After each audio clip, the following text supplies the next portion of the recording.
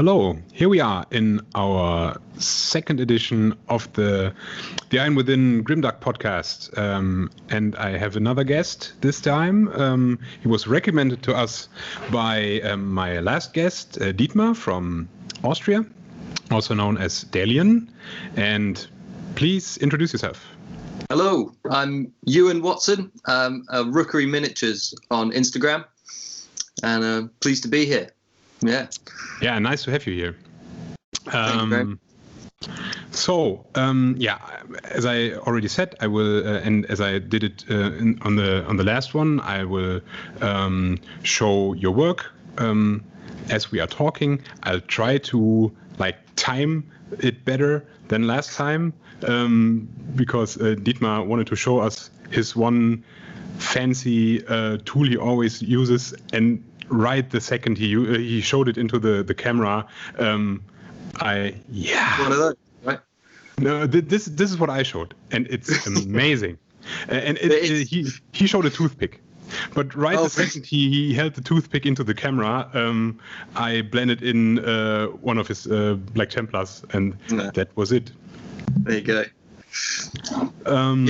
Dalian, Dietmar, amazing work, and thank you for the recommendation.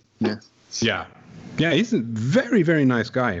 Yeah, we did a Templar trade at the start, earlier on in the year.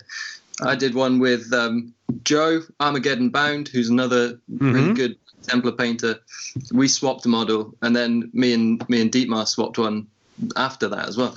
And they're in there, just at the back of the cabinet. Nice. Yeah, I think you both posted the minis on Instagram, right? Yeah. Yeah, saw it. I think we should. It's something to look into in the new year. We've been talking a little bit about doing more of that, because I think it's a good thing. It's important in the community of it. It's been great, so I think it's a good thing to do. There'll be a bit more of that. Yeah, I think to come to this, I wanted to talk about this later, but I mean, as we are already into it, the community is pretty amazing. Hardly ever. I also do other hobbies, and it's often quite difficult to get into something especially that's so big and so old, like the Warhammer community already is. But everyone's so helpful. Yeah, you're right. It's great. I live about, I don't know, half an hour away from Nottingham, where I am. So Warhammer has always been in my head. I remember being a little kid, about 9 probably, and seeing it in the toy shop. 3rd edition had come out, so it was that John Blanche John Blanche Templar artwork on the box, and that was that. And then much later, when I came back to the hobby about 2.5 years ago, finding out that there was a community on Instagram, which I hadn't thought there would be, finding that out, and then being able to interact with people so directly through it, it was great. And you just follow up from there. You meet like-minded people or people who are painting the same things. It's great. Yeah, it's amazing.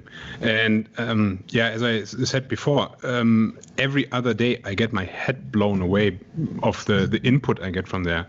It changes it really changed my point of view on how I see things and how I want to convert things and stuff. Yeah. Oh, you see, there's people who make incredible bits of work, and you think, well, I recognize that one bit in the corner of that thing. Yeah. And you can follow the steps. And before, I mean, when I was a kid, there was no access to that other than what you would see in the White Dwarf that you bought. Yeah. And even though when you saw them, they were amazing. It was the same experience. But now you can go on your phone and see people from all over the world who are doing something that would blow your mind, as you say. Yeah. It's a good time to be in the hobby for sure, I think. Yeah. Do you think also that now the circumstances with lockdowns and people tend to be more at home is having a big impact on the whole scene? Yeah, I think it must do.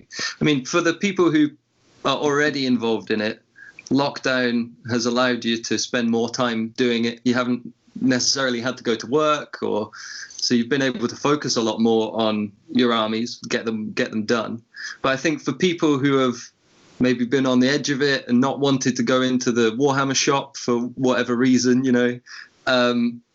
I think they've maybe bought a box of Warhammer and started painting it during lockdown, and it would be a great time to do it. I came back to the hobby in my final year at university when I'd finished all my exams and I had nothing to do. So I went into the shop and bought a box of orcs and painted them, glued skulls to them and stuff. And that was that. I remembered why it was so satisfying as a kid to do it.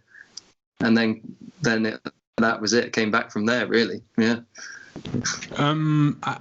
Maybe I'm just speaking from out of my bubble, but I'm under the impression that besides the very, very crisp and clean style, like the heavy metal, like what guys like Squidma are doing, the Grimdark part is really taking off. Do you think that's also because of the like darker aspects of the whole Corona lockdown situation? Maybe. I saw somebody had made a Grey Knight that was wearing a face mask and like a doctor's uniform, and but that was quite a comical take on it. But certainly, Nurgle has been active this year in a horrible way across the world, and I think it is a pretty grim, dark world we're in at the minute.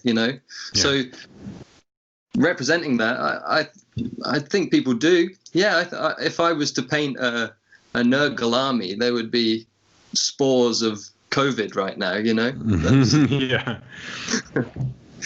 But the Grimdark thing for me came through the artwork, came through looking in the codexes and the books when I was younger, and John Blanche's artwork, really, I think, being full of these tiny little details, and then those huge skylines behind them, cities that float into space, but in the dark there's like a rat crawling around. That's something that juxtaposition was always interesting, and that for me it's what the grim darkness of it is. It's a horrible place to be, really.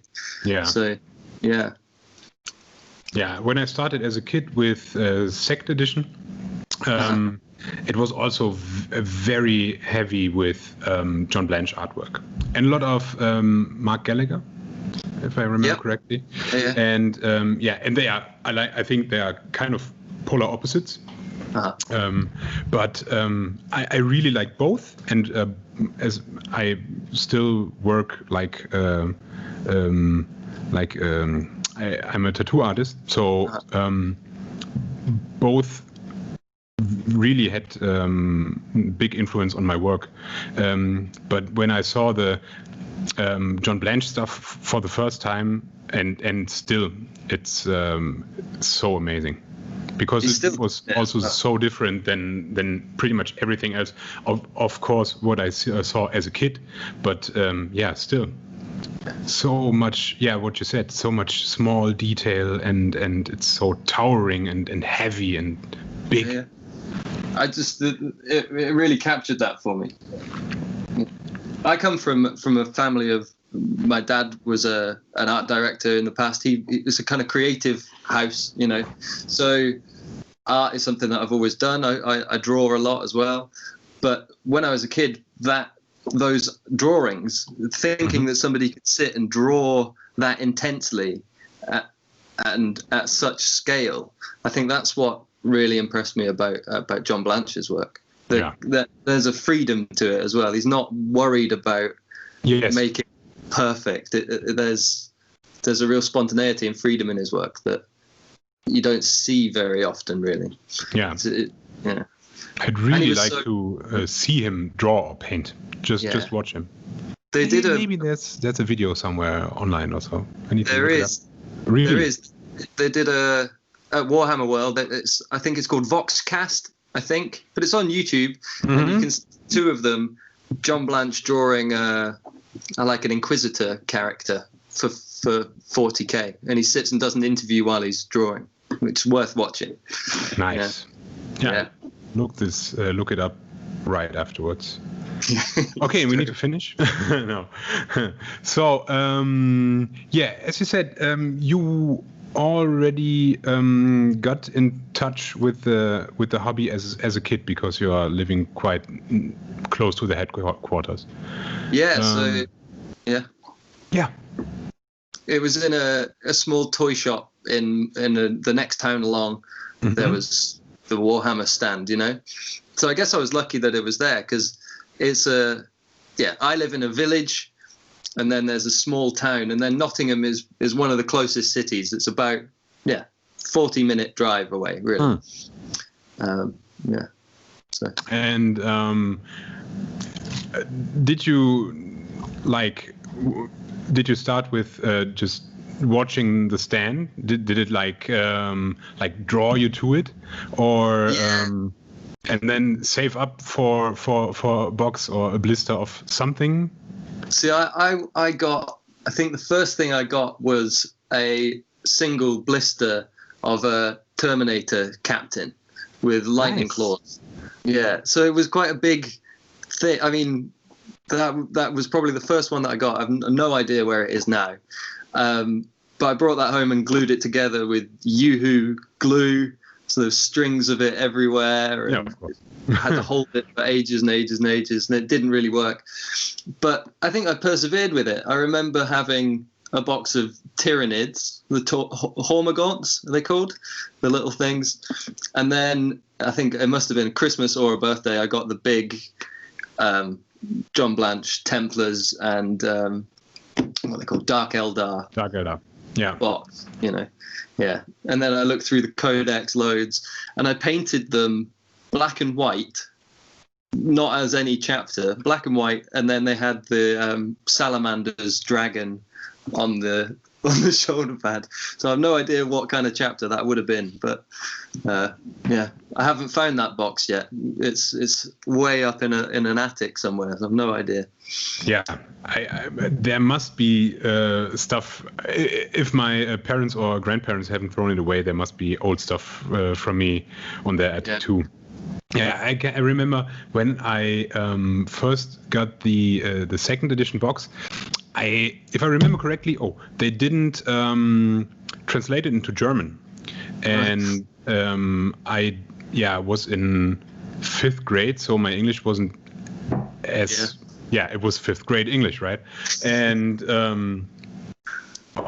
maybe 6th grade, I'm not sure, but of course I didn't understand like half of the lore. So they had a sheet with all the or most of the like fleshed out Space Marine chapters, and I thought, okay, there is one Space Marine who looks like this and one Space Marine who looks like this, and then I started painting them. Wow! Like so everyone in another color scheme. That would have been quite good if you'd done every chapter. Yeah, 20. I think there were 20 tactical Marines in that box. Wow, amazing. Yeah, two tactical squads. Wow. Everyone like with this stance. Yeah, everyone like that. Just holding the gun straight like that. Yeah, I've got one. I think I put them in a box not long ago. One of those old 2nd edition Marines knocking around somewhere. Yeah, I also have like 2 or 3 left, including a sergeant. Cool. Somewhere in my garden shed. Yeah. So when did you get into the hobby like deeper? I mean, for me it was the first years I just bought whatever was available in our local comic shop, and it was like a 1-hour ride to get to the next Games Workshop, which was in Cologne, and I still just bought what I could afford, and then just got into playing an army way later. Uh-huh. So when I finished, I was at art school in Brighton, and I finished.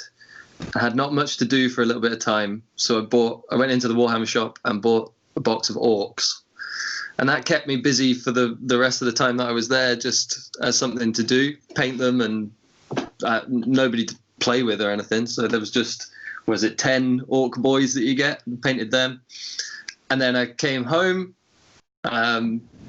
Started looking around as I said, up in the attic for the box, couldn't find anything. So I was at a car boot sale. So I don't know if it's like a junk sale or a kind of thing. And there was a guy there, and it was just when Primaris had been released.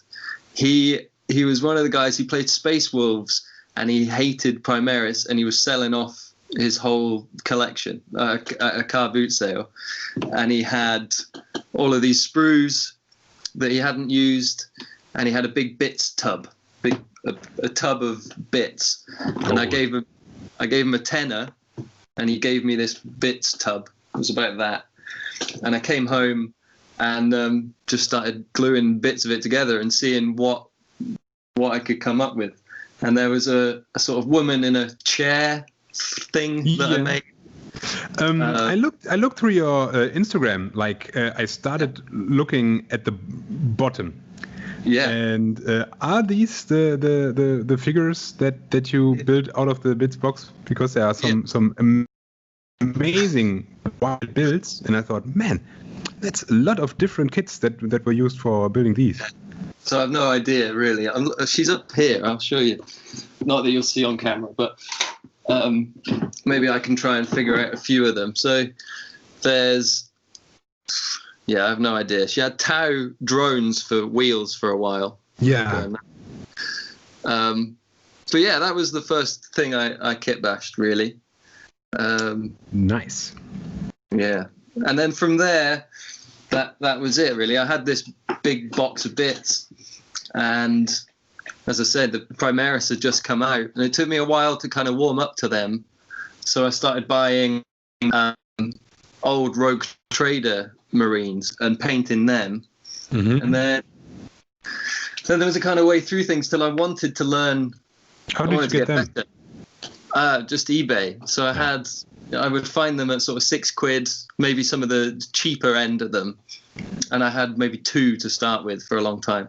And I'd paint them, strip the paint off of them, and paint them again as kind of practice until I really wanted to improve. So I bought a box of the Primaris.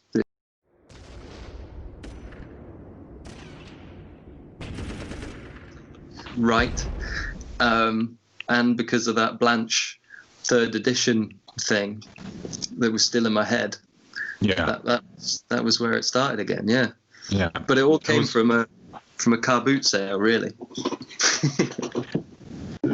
Must have been a very good car boot sale, at least for you. Amazing. And I feel sorry for that guy now, because I never found out his name or anything, but I took a lot of his bits. You know, if he's got back into the hobby since then, he's missing a lot of stuff. You know? Yeah, especially when he's like trying to buy back stuff he once owned or buying it new. Exactly. Yeah. I've sold everything once when I was 17 years old or something, and for a few years I said no, I won't start again. So much money. Friends around me started like teasing me, and I was like, no, I won't. And then someone, I think he just gave me a plastic Space Marine, and it was I was hooked. Yeah, they're doing something right, Games Workshop. Obviously. I think they made a lot of money, if I saw correctly. Like how their stocks are doing. It's amazing. Yeah. But I looked at that a while ago, and I think there was a point in 1996 that if you'd invested in 1996, you would have got your best return. But those days are gone, you know. Yeah, of course. Yeah, now you can buy anything, right? Yeah, but yeah, they are obviously doing something wrong. I mean, there are nowadays there are so many companies out there who are making amazing figures. Yeah. But all of them want to be Games Workshop, I guess. Yeah. I mean, I can remember there was a time when I played Warzone because it was more affordable, and I think have you heard about it? I've heard of it. I've seen some of the models. Yeah, it's a very obvious 40K ripoff. Yeah. But I think they've rebooted it recently, but back then they were so clunky, the minis, and even although the Rogue Trader era or the old Hammer minis, although they were of course not in the standard that they are doing the plastic stuff nowadays, they were still amazing. I think all of the orcs, for example. The wood elves look horrible. They always did. But I think, the orcs, they are so amazing miniatures. Most of the Space Marines look amazing. Imperial Guard. I still have a big box of Vostroyans. Amazing minis. Too big, but... You've got to paint them someday, man. I've got a set of the original Legion of the Damned. They're kind of old. They're not quite so old, but I've painted about half of them before my nerve broke, and I've put them away again. Yeah. Yeah, I was thinking about doing a Legion of the Damned kill team someday because there's so much work. Yeah. But yeah. When I can sculpt flames properly, I'll have a go maybe. But no, just paint them on. Yeah. But those old, I've got quite a good selection of the old Rogue Trader Space Marines now, and I think the fact that they were made by sculpted, Jez Goodwin sculpt some of them. There's just a real charm in knowing that somebody's made that.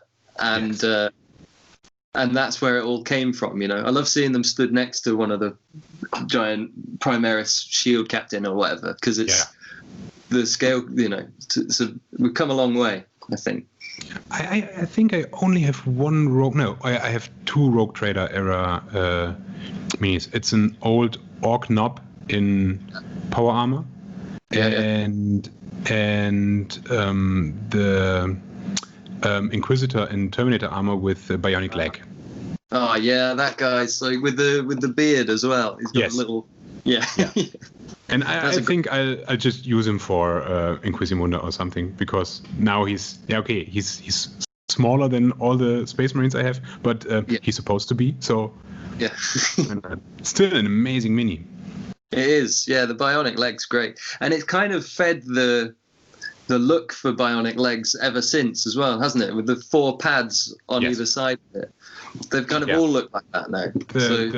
The Iron Hand guy from the Deathwatch Kill Team box. Yes, pretty much the same bionic leg. Yeah. A lot of the Titanicus robots have got that 4-footed thing as well. Yeah, so you've got You said that you've been to art school. How does your collegiate background, let's say, have an influence on how you work, or I studied what you do?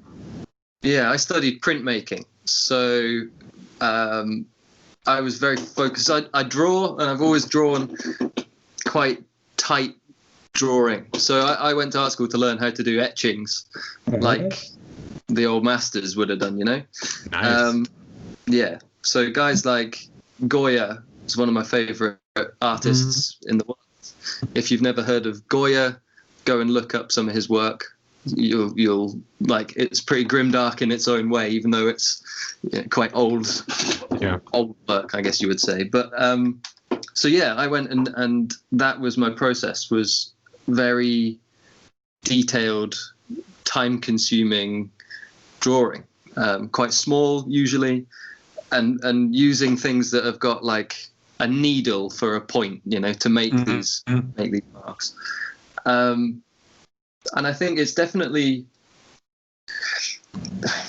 for me, it's about the hand skills that join over, because I've always drawn. I know exactly when I put a pen on a bit of paper where that is going to land, and how to move it to get it where I want it to go.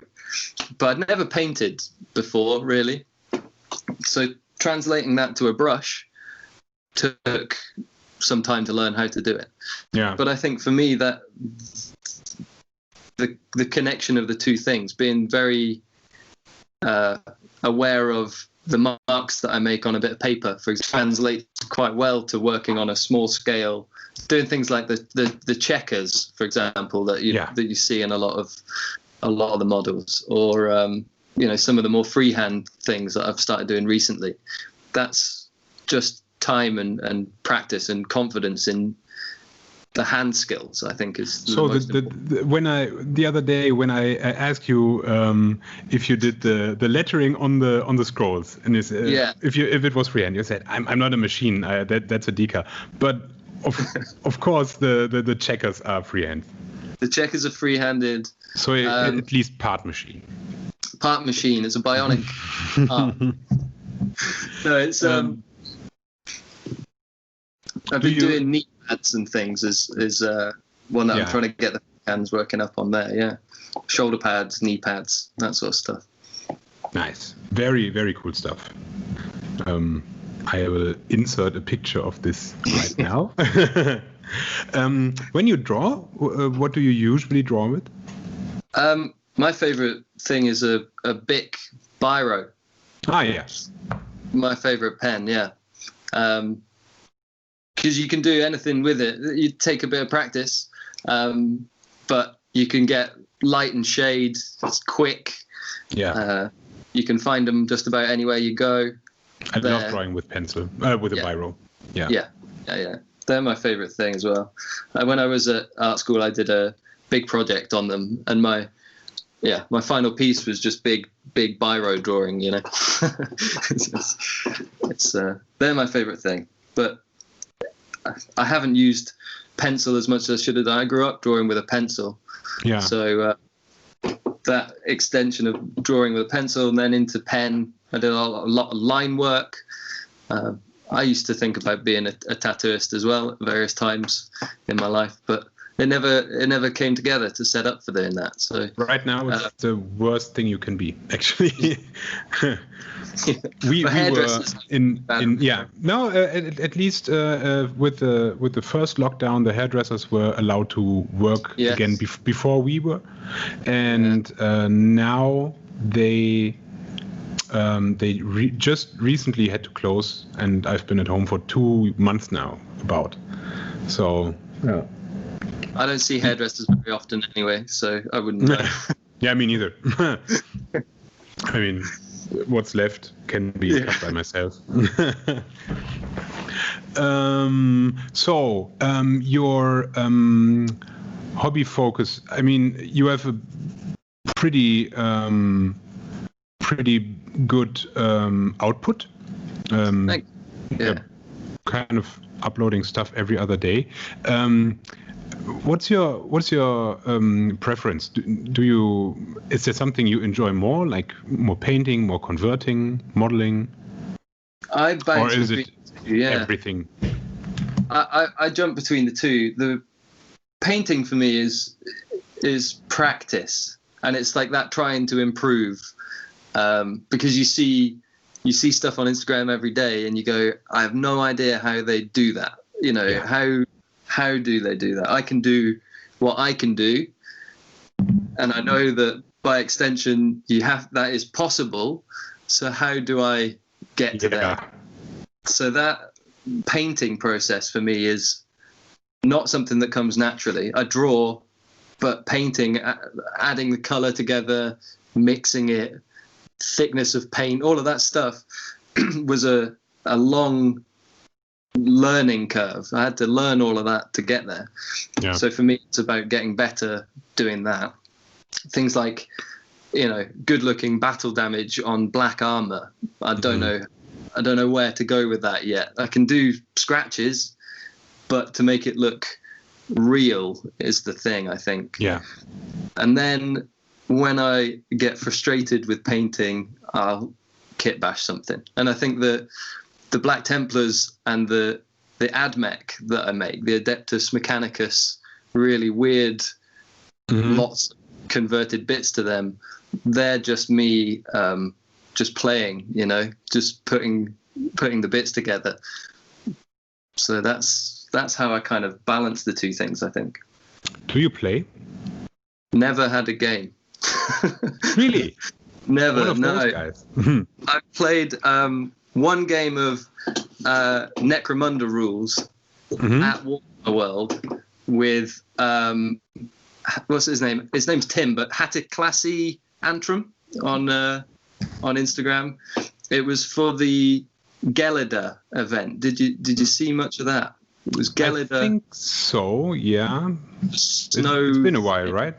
Yeah, it was in the first year that I was in the hobby, I think, and it was the first kind of big invitational that I ever heard of. It was to make a snow walker and a pilot, and they would, you know, and I actually went to Warhammer World to play that game, and me and Tim were on one team, and we met up. That's the only time I've ever played any Warhammer related game. Yeah, there's just nobody, as far as I know, for anywhere near me to do it. Yeah, I've got a few friends who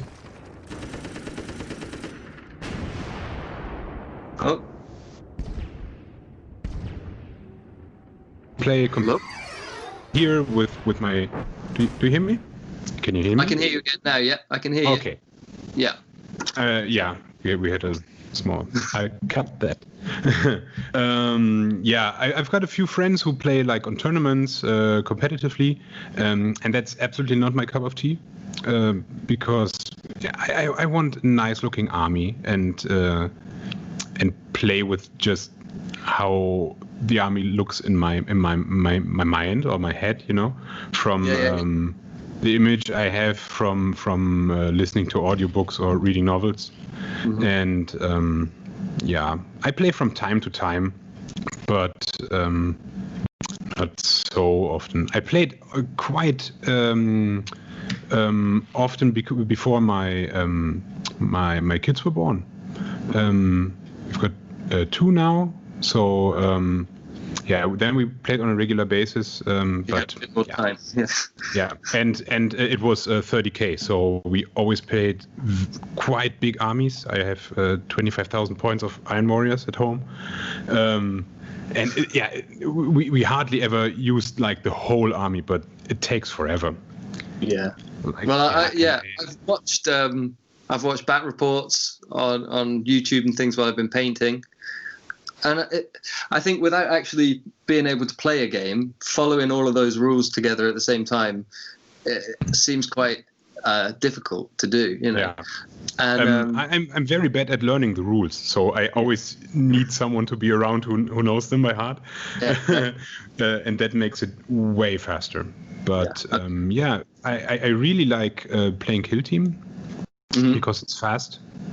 And it's the same. I've never had I've got the rule book sitting in front of me. I can see it, but again, nobody to play it with. It's a shame. Yeah, I mean, given lockdown and all of those things, it's not such a pressing thing for me now. Yeah. And I don't feel like I've got a fully painted army yet. So I would want that, I think, before I went into a Warhammer shop or whatever to go and learn about doing it. Or that's the good thing about Kill Team. Yeah, you only need 10 models max, is it? Or something like that. Up to, yeah. A friend of mine just recently, before, when we were still allowed, he played 3 Rubik Terminators. That's it. That's cool. Yeah. And it was hard. They're great looking models. I don't know much of the lore about them other than that they're just turned to sand inside their armor. That's right, isn't it? Everyone who's not a sorcerer is just dust. Yeah, but they're cool looking models. Yeah. That's just one of the things about Warhammer in general, Games Workshop, the whole model thing. I can see, like what is it called? This is that little lizard skink priest. Mm-hmm. It's just such a nice little model that you think, well, I'm going to get that to paint it. It's a really nice thing about the hobby is that given inside any one of those boxes, you can have creative input into how you build them, how you color them. When you've done that, there's a sense of like achievement and pride that comes along with doing that to them. And then you can play a game with them afterwards. It's a very clever thing. I think it's a really good thing. And the stigma that was attached to it when I was 14, isn't there anymore as far as I can see. Anyway.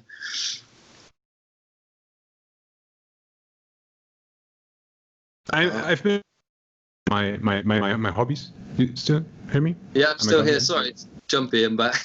Okay, sorry. No, I've always been quite kind of outspoken about my hobbies because I always wanted to get more people into doing them. Yeah. So even when I was back in like secondary school, I always had I had one friend, and we were the only two kids on the. I had a lot of friends, but the other guy and me, we were the only two kids. I actually knew, and I think the only kids in that school who were interested in Dungeons and Dragons and Warhammer and Magic the Gathering, stuff like that. And everyone else was like, nerds, But I've always been. I mean, I'm pretty big, and so I was the violence geek, So nobody picked on us. But I was a skinny goth kid that had to sort of keep to himself, Yeah. But nowadays, I mean, I know people who were back in the days who were like the cool kids who are married to guys now. Who still have their like old Black Templars army now in the living room, sitting on a sidewalk. It's becoming cool again, I think. Yeah, definitely. Especially, and it's pretty much everywhere. I'm waiting for like do you know how H&M the shop? Yeah. I'm waiting for them to have like Space Marine t-shirts. Hoodies on it. Yeah. It's not far away, man. Now you've said it, it'll happen as well. They'll be listening. I will ask for royalties. Yeah. But I mean, they had like punk rock and new wave shirts. So like already, I think right now they are having Wu-Tang Clan stuff. So.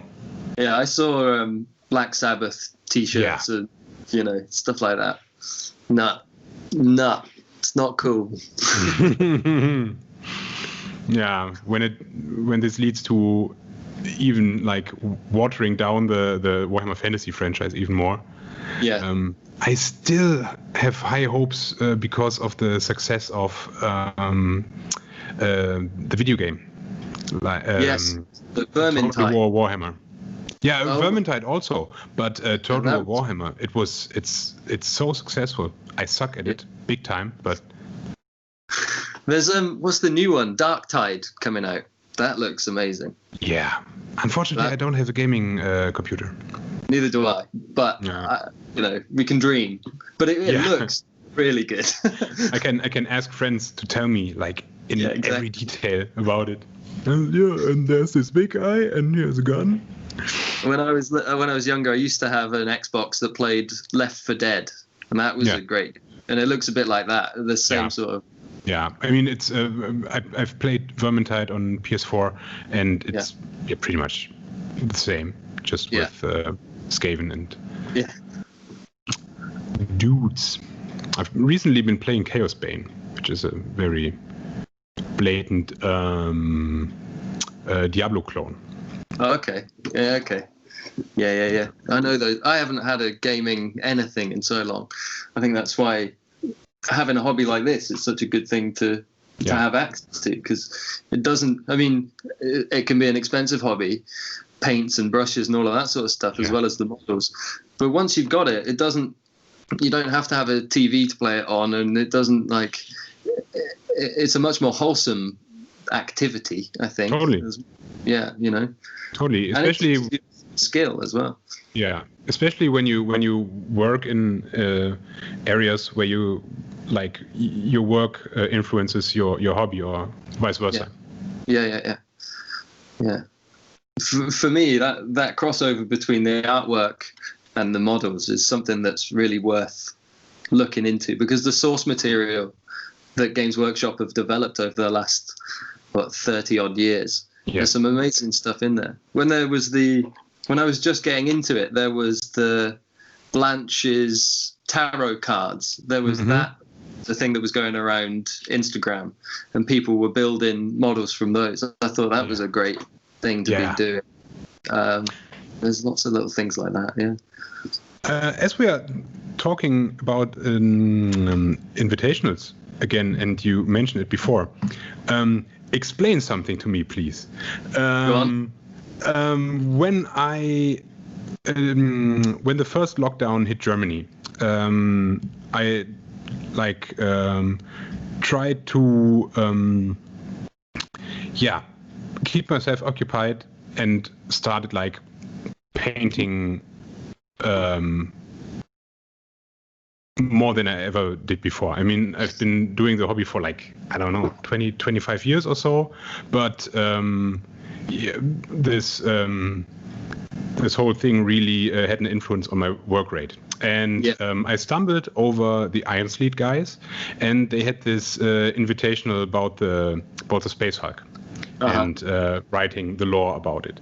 So I tried to look it up because it was so cool, and all the guys who took part in it were so impressively skillful and inspiring that I wanted to take part in it. And I looked it up because invitational, it didn't translate well to me into German. So do you have to be invited, or is it just we're giving out an invitation and everyone can come in? Because I just jumped on the bandwagon and started pumping out Night Lords and sending them, and it was hey, maybe you like it. That was all I did as well. I wasn't invited to do anything for it. I've never spoken to any of them directly very much, apart from in comments and things, told them how good their work is. Yes. No, I think certainly for that one, the Space Hulk Primogenitor, that was open to everybody, because they made posts about it and said, build something with us. The one they're doing just now, I'm not sure. It's the same thing. I don't know whether it's just their group is working on it and you're allowed to. I mean, one of the best things about this is that even if they said no, you still could. Yeah. But they're great guys. The conversations that I've had I've spoken to Migs once or twice, very small conversations, but they're lovely people, very friendly and happy to talk about what they're doing. Yeah. But their work is amazing. And I think that's part of having a group of people work on a shared idea. Yes. When you can get like-minded people together and say, okay, well, what about this giant Space Hulk idea that I've had? And then people start picking up different threads of that. That's why it's so interesting for people outside to see it, I think. And then to be able to invent something that you can fit into that story somewhere. It's the invitational side of this hobby, and the community that I've found in Instagram that does that is a really rewarding thing, because you do feel as if part of your work is part of that bigger thing, that wider consciousness of the Grimdark future, if you will. Yeah. And I think it's a great thing to do. It's something I'd like to set up an invitational of something someday, whether it's a Black Templar crusade that goes around the world and everybody adds a Marine to it. And by the end of it, you've got a crusade force, something like that. But I think it's a really interesting part of the community side of Warhammer, totally. As opposed to because it's not necessarily competitive. It's about how creative you can be, and that's good, you know. And when I jump onto or into a project like this, it always gets out of hand. I always think, I just do one mini for this, and then I end up at least doing a squad, or I also with the Black Templars, I think I just wanted to build a kill team, and now I've got like, I think 3,000 points of Black Templars ready. So I've never counted the points, but I've got a couple of shelves of them now, and that started off as one box to see how I could learn how to paint black armor, and now it's a sea of black things. But the Primogenitor, that was when I built a tech priest for that, and thought I'll really. I chopped up Belisarius Call model to do it, and sort of committed to it because it was a worthy cause. But it pushes you out of that comfort zone that you've been sitting in for a while, and it allows you to be braver with the next thing afterwards. I think that you should always try and push yourself into something if you can. I cut up 2 Abaddon models, the new ones, and they were both for invitationals. The first one was also for the Primogenitor, and the other one for the Badab War thing. It's a scary feeling taking a saw to a big model like that. But I think when you come out the other end of it with something is as impressive as that big model, but it's your version, So it's a much more satisfying feeling, I think. Yeah. When I went to the shop and I didn't order the second. No, I think it was the first one. I didn't order the Abaddon, but I went to a shop who's run by a guy I know in Cologne, and I bought the mini and was like, "Oh, you're starting Chaos now?" No, I'm just going to cut him apart, and he's like, "What are you doing? What?" It's I can understand why it's seems crazy to people who don't kit bash or convert anything to take something like that and chop it up, but I like doing it. It's what I was doing when I was 13 or something. I remember just gluing them. I don't know, not the arms not necessarily in the right place, or holding the gun, or whatever it was. It was a lot. I had a lot of time with Auspex scanners. I remember the box that I got that was from the 3rd edition. Loads of them were carrying those things because I just thought they were cool. I mean, there was of course. So, but that side of it, I think, is where a lot of the creativity of Warhammer lies. Being able to go, okay, well, I know that the Adeptus Mechanicus are a bunch of weirdos who have got more tubes in their body than they do veins, so I'll try and build one of them, and who's the biggest? Well, I'll chop him up to make one that's another 3 centimeters taller as a model. In the end, it's good. Good thing to do. AdMech. I never really got into AdMech, but I see that they are they offer the most opportunity to build something completely crazy. I think go overboard. Yeah, I think that has been part of the charm of them for me forever as well. And if you look at that Blanche artwork, which there's one on the wall here, in the background you can see little Skitarii guys, little red hooded robed characters. And I just focused on them when I was younger, these little secret monk characters with the servo skulls flying everywhere and all of these. That's where the purity seal thing comes for me, that obsession that there's a little robot skull somewhere whose only job for as many hundreds of years as it's alive is to write down what it's done that day or whatever it's that for me the Adeptus Mechanicus have got that weirdness to them, they've got ray guns and then sort of 1950s theme running through them, the big robots and the I really like all of that sort of stuff. I'm a big fan of science fiction outside of the hobby anyway. Things like Alien, Geiger's masterpiece, that sort of stuff, Mobius for its illustrations, all of those things tie together in some of the AdMech stuff, I like the new flyers with the sort of Da Vinci wings.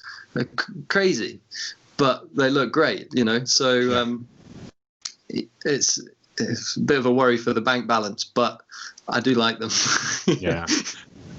Luckily, I from years and years of just buying stuff, I have huge amounts of leftovers. So I only need to buy something here and there, trying to keep the money together, which is good. For the Black Templars, I wanted to see how many I can build without buying something new, and I hardly bought anything. They were just stuff that I had here anyways.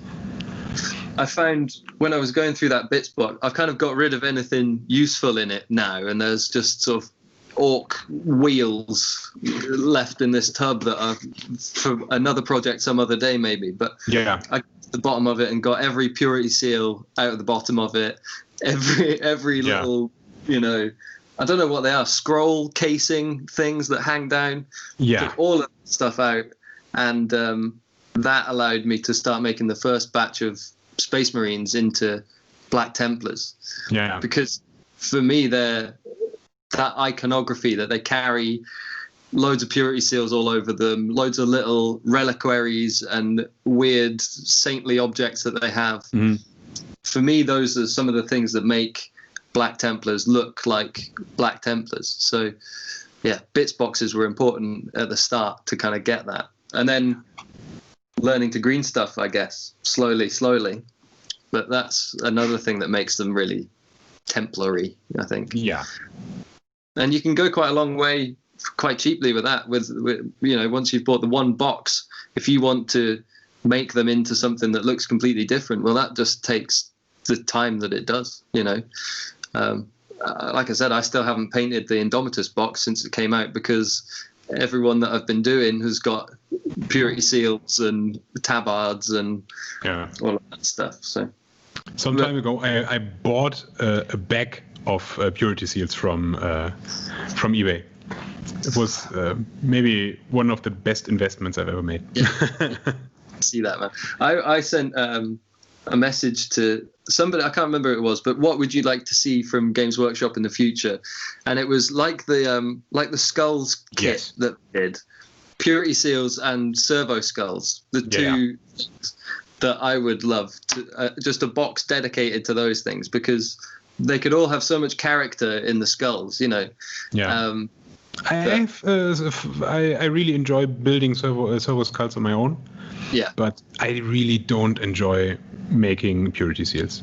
So I would definitely buy your box of purity seals. I'm telling you, if you're listening, Games Workshop, I'll take a small commission. We'll split it. Maybe we can. A friend of mine, he's working in Harrogate Games Workshop. So Dieter, if you're listening, just pitch it to the powers that be. We'll be waiting for the call. Hopefully. Green stuff or brown stuff or both? Or something completely different? I've gone through about as many as you can. I started with Milliput because I found it in the shop. Tried it. There was no way I could make a tabard out of that when I started. So then it was green stuff, and I couldn't get used to how long it took to cure. And then a mix of the two. And then I'm on brown stuff at the moment because of Dalian. He mentioned, I sent him a message and asked him what he was using for his. So I got some of that.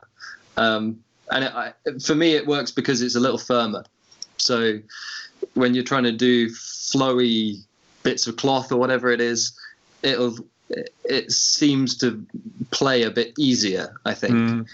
But I've started sculpting goblin bodies recently that I've used for the little AdMech guy who's carrying the big yellow gun, the machine spirit worshipping little guy.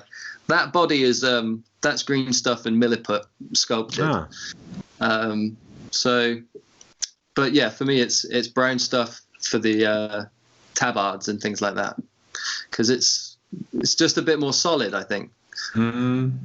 Yeah, I use it in the same way for everything, loincloth, tabard stuff, everything that's fabric, brown stuff, and then everything that's more like when I want to build up armor, also make it more bulky, or when I've cut off too much from the ankles. Yeah. Like here. Yeah. When cutting off the Primaris, they have this half sphere or something modeled on the ankles. Oh yeah, I know. Cut them off and then fill this in to make it look like more Mark V or Mark IV or whatever. And for stuff like that, I usually use green stuff. I think you can get sharper edges with it. Yes, yeah, you probably can. The one thing I've noticed with brown stuff is that if it's thin, once it's cured, it can snap. It can break. So, yeah, the green stuff.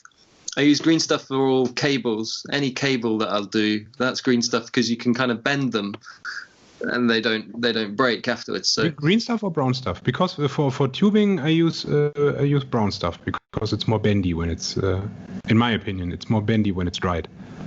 Oh. Well, I use green stuff for cables, although I curse it every time I do because it's too sticky. But I just play with it, really. It's kind of trying to find ways and means of doing it. My workspace is in quite a dusty old building that we have in the garden, so working on green stuff for too long, because I have a heater going in the winter. The dust kind of goes around in the air, so it settles into the green stuff while it's curing. So there's lots of problems working with it, but I'd like to be really good at it one day. The same thing. You see these guys who can sculpt whole amazing models out of putty. Yeah, I don't know how to do it. And I tried to model just a hand the other day because I thought it can't be that different. And I threw it away, looked for a hand which I could use, drilled it up, glued it on, looked fine. Every other day. Have you seen this guy? What's his name? Fear Me? No. He's German too. He's been painting these amazing looking Zinch screamers. Wow. They look very organic, very good. And he's been sculpting faces onto a Nurgle drone, if I remember correctly. It looks great. Great. I'm always, when I see people just sculpting, modeling with green stuff, and then I once read an interview with Ellie Morrison, and she was from female sculptor from back in the days, and she was asked which tools she uses for sculpting all her models, and she said just a toothpick. Crazy. I have so many dentist tools for sculpting, and everything except my tabards start to look okay, but everything besides tubes and beards and hair looks like shit. And she and she does or did, and I don't think know if she's still working, but and she just uses a toothpick. There's some amazing sculptors out there. I mean, Darren Latham, who works for Games Workshop, designing them now, sculpted in green stuff before. Seeing them and how clean, how much like a Space Marine it can be before it's cast in plastic. It just how efficient some people can be at doing it. And I can't I can make a cape look like a smooth bit of fabric just about, maybe, and it'll take me a while. It's by no means quick. I think Dalian said, again, in your first one, that for every one tabard you see on Instagram that's finished, there's 5 that have gone in the bin, you know. But as with everything, I think it's just practice. And the more time, and if you really want to be able to do it, you've just got to practice doing it until you get good enough, you know. I think that's the same with anything, really. It certainly was for drawing, certainly has been for painting. Yeah.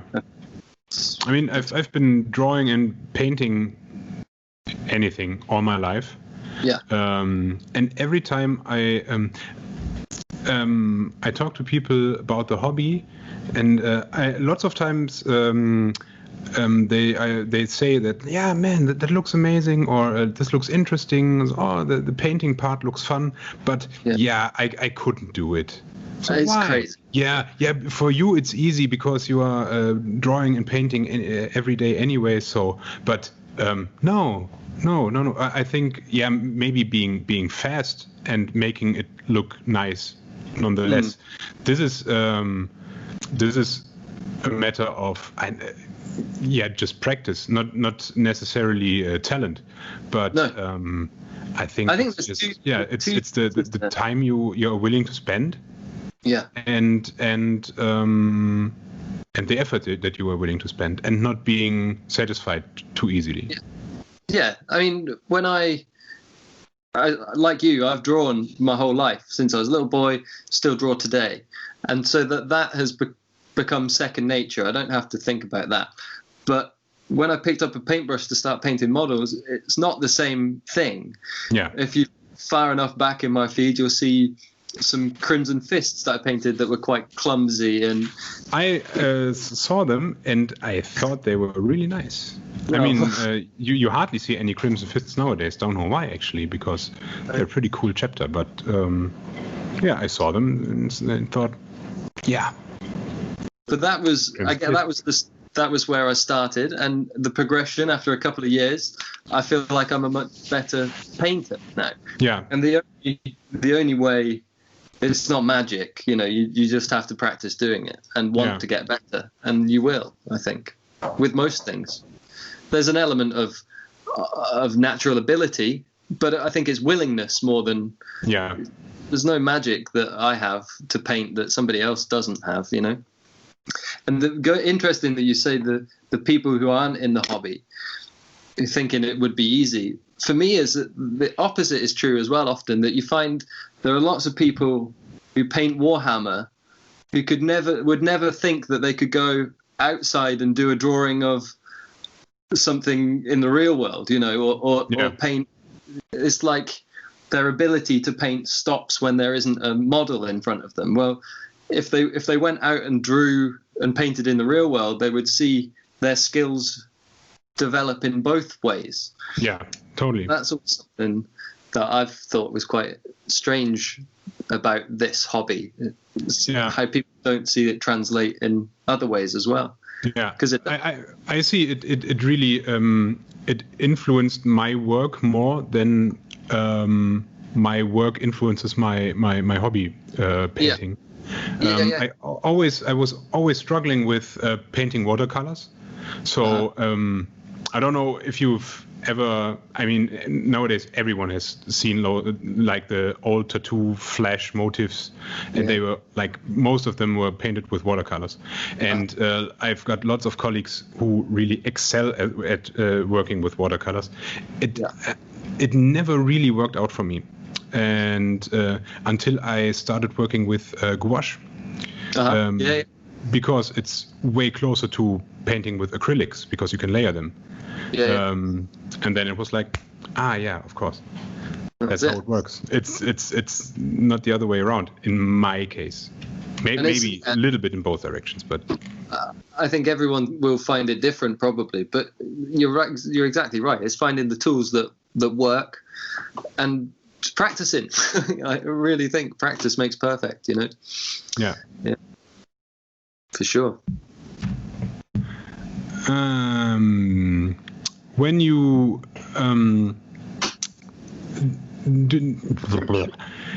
sorry. You said that you are influenced by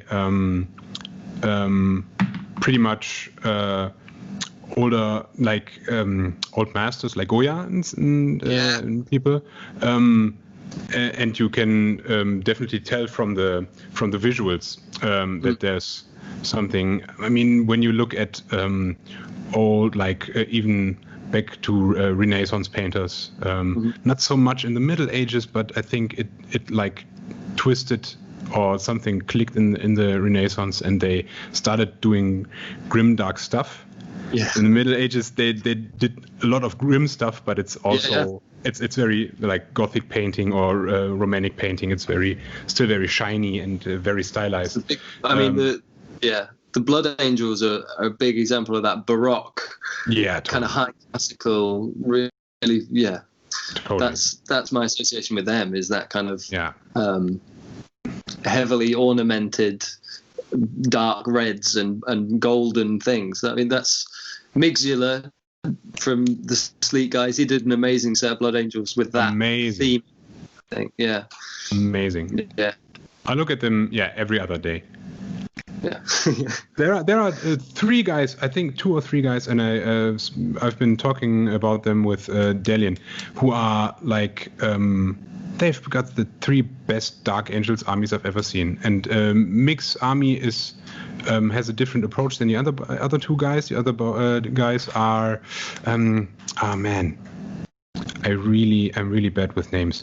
But the other 2 guys are doing like old artwork, like second edition Blood Angels, like with all black trim and the golden captain with the crew cut on his. Is it? Yeah. Tycho? Probably, but he built him. The guy built him on his own, and also the old chaplain from the. I think it was the first or second Blood Angels codex. Oh, yeah, Lamartis or something. His name is, isn't it? Or is he the big? He's the big chaplain, isn't he? With the wings, like the red wings. That's the current one. But Lematis is the Death Company chaplain, right? Yeah. And there are 2 guys who are building those amazing old school Blood Angels armies, and then mix with the candy apple shiny. Yeah, it's amazing. They look so good. It's a real nice touch to see it like that, actually, because it's like the blood, it's that shiny blood. That's what I think. They're a lovely army. I'd love to see him in the flesh. His Alpha Legion as well were really amazing. The previous lot, beautiful models too. Yeah, there's some great people out there for sure. Are you also influenced by novels or audiobooks? Do you listen to them, or do you prefer reading? No, I have never read any of the lore, like the stories, really. I've listened to Mechanicus one, I think.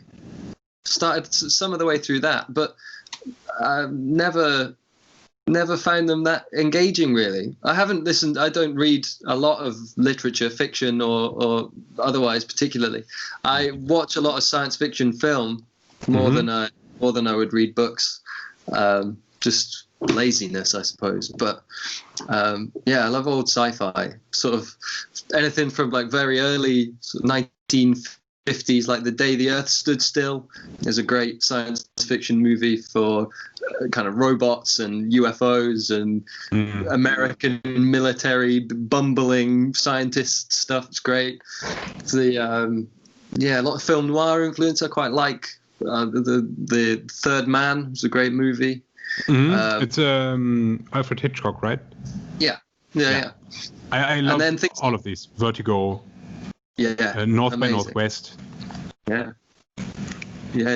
So there was a lot of that when I was younger, but also it's mainly things like Blade Runner and Alien, and the Fifth Element is an amazing film, and Event Horizon.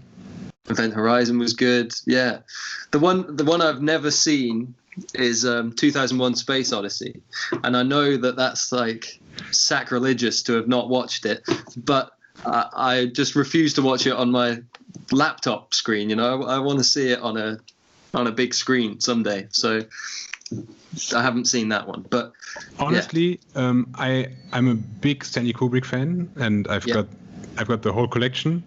Yeah, and I tried 2001 again and again because I thought maybe it needed to grow on me, and it didn't. Yeah, really. And everyone is like, yeah, it's one of the greatest movies that have ever been made. I think it's one of the most boring movies ever made. I'm pretty alone with that opinion, but I stand for it. I agree or disagree right now. I don't know. But yeah, when I've watched it, the ending is amazing. Like the last 25% is great, but the whole build-up. Whoa. Girlfriend really likes what is it? Close Encounters of the Third Kind. That's one of her favorites as well. That's another great movie. Obviously I've heard of it, but I don't think that I've ever watched it. See, that's worth watching. I would recommend it. Yeah, it's good. There's some good stuff in that. Again, the last 20% of the film, probably.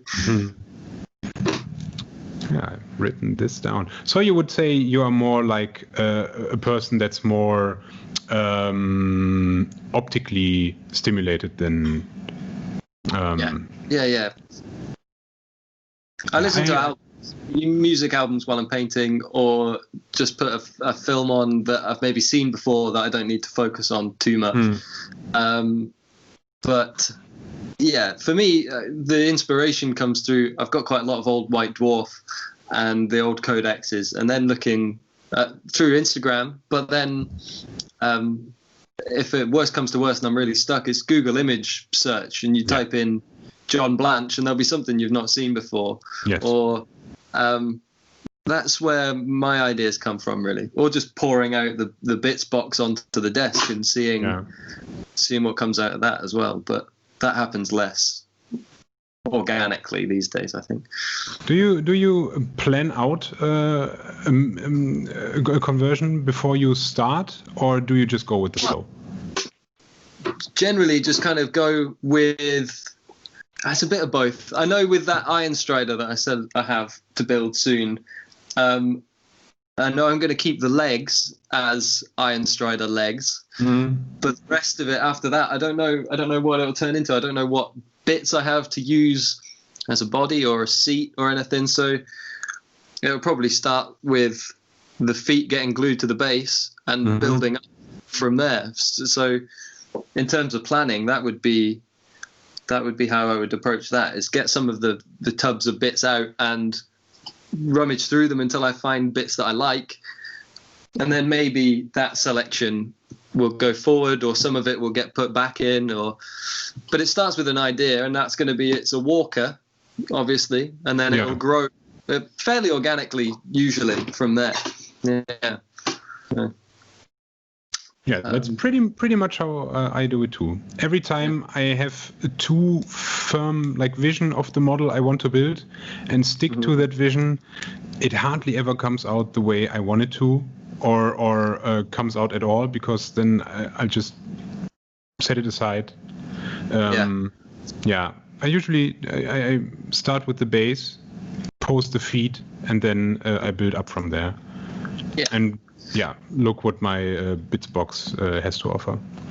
Yeah, I find it's quite difficult in the few commissions that I've done. That's been one of the hardest things, is trying to join my vision of what I'm making with somebody else's. Space Marine jump captain, for example. That's like a difficult one to say whether he's posed this way or that. Yeah. I don't think I could take an AdMech commission unless they said you can just do whatever you want to do, but sometimes it's easier than others. I mean, there are things on the shelf that have got some bits are successful and some are not. And they sit there, unfortunately, they sit there for quite a long time before I either pull them apart and use the bits for something else. Or, that woman in the chair from the beginning, she's not quite finished, but I've never found the right way to complete it, you know. So she'll sit there until she finds something. But that's the joy of it, isn't it? It's never quite finished, really. Yeah. But I hardly go back to like old projects. No. I think for me, there's once it can either be abandoned completely, and you think, oh well, that one's missed opportunity, or some of them I think I'll revisit, you know. Yeah, I'm always, when I throw myself into a new project head over heels, and I'm completely obsessed with it. Yeah. Until like I'm that guy from the meme with the chick in his arm, and he's like, oh, you know? Yeah. Current project, next project. Yeah. Yeah. The rate that the Warhammer are coming out with these models now as well. When I was younger, to me it felt like there was no, you know, every new release was rare. It was like a rare thing to get something new. And I know I'm a spoiled Space Marines painter because they get too much love. They do. But the rate that stuff is coming out of at Games Workshop now, it's hard not to just go and get because it's cooler. Like that Tech Marine that I've just finished, I wanted that as soon as I saw it. So it was kind of difficult not to go and get it, you know. But I think if it helps, if it brings you joy when you do it, that's good, you know. Yeah. But yeah, maybe next year's hobby resolution is the pile of shame that we all tell ourselves every year that we're going to get done. I just started a new pile of shame with the Warhammer Fantasy Empire Army. So lots of pretty similar looking models to paint. Yeah. Are you going to do some like quartered pattern as well, you know, something that takes a nice time? I want to make them look as different as possible. So they will be from Avaland, black and yellow. Yellow and black. And and I'll just do like everything, just stripes, checkers, flames, mi-parti, quartered, whatever comes up to. They should look like not too uniform while being uniformed. Yeah, sounds great. They're some of the old Mordheim stuff's amazing, but there's always been night goblins in fantasy for me. They've always been the ones that I've been most intrigued by. I think big spiders and all the shamans, and they're good looking models. Yeah, especially I still have quite a few of them. No whole army, but a big squad of night goblin spearmen, wolf riders, which I use for my chaos dwarfs. Ah, cool. Yeah, I love them. Yeah, I got a box. I think I got 20 night goblins on eBay just to practice painting black. Really, it was initially just paint all of the cloaks, and it was when contrast paint came out, the contrast. So I thought, well, that'll be a quick project. I can get 2 paints, try and get through all of them, and they're finished, but just sitting in a little tub somewhere waiting to. I don't know what. I use them in D&D games. We've used them in that before, but yeah. How did you paint them? Every time I tried to paint black just with like a contrast paint, it didn't work out the way I wanted to. So I that's how I paint my Black Templar as well. It's really? Certainly the base coat of it. It's a white primer, just standard from Wilkinson's is a shop in the UK. It's about £3 a can of primer, not expensive, and then Black Templar contrast paint all over. But then I don't mix any other color. I mix black and white, and so anywhere you can find any grey you want between those. It's just a lot of mixing on the palette, and I put them mixed and painted as and when I need it on the model. So, but the contrast paint seems to do enough for me to go, okay, well that's where a highlight can be, because it's a lighter patch there. And once you've established where those highlighted areas are going to be, then it's a lot of refining between the gray scale to get up to black and white. But I use it solidly to get like real shadow. I'll put in black, like right at the edge of one of the shin pads, you know, there'll be solid black on one edge of that as a cut goes over. And it works really well as a glaze as well, black glaze, contrast paint. So it's just, I wouldn't say that they're all painted like that, because I've tried lots of different things. I've tried lots of different black paints, lots of different grey, white paint, everywhere in between. But really, for me, it's just once it's black enough, then I can start working the highlights around it, you know? Yeah. That's kind of how I approach one of them, I think. Do you use anything else mainly besides Citadel inks? No, not really. What have I got? I use a Vallejo Chrome as some of the silver. That's good. That's really thin. Goes on really well. Same with that. Seems to be like the go-to thing right now, right? I've heard it from so many people that are using Vallejo Chrome. Yeah, and that's the gunmetal, but they're both airbrush color, so they're really thin, but really shiny still. They go on with a brush. I don't use an airbrush at all, so it's all brushwork.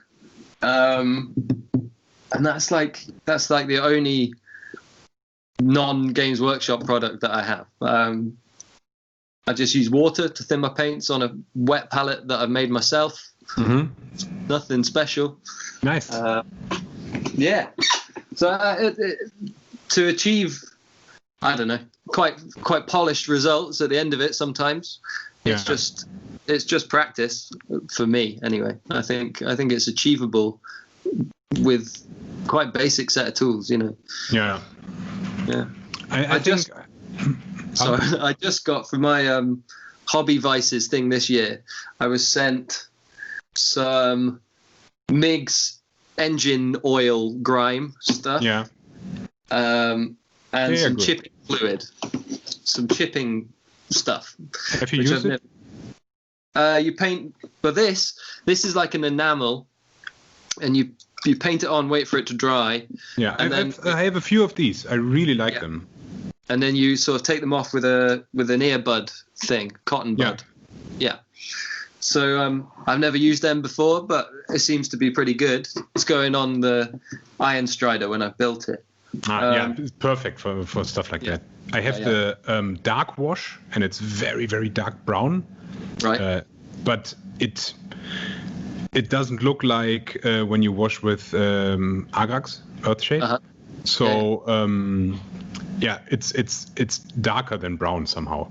Great. And it looks amazing. I washed the Carcharodons I've been painting. I wash pretty much everything with it. They look so dark as well. They're Grimdark. Yeah, I wanted to do them darker than they come on the artwork, for example. They look great. Thank you. Yeah. Thank you very much.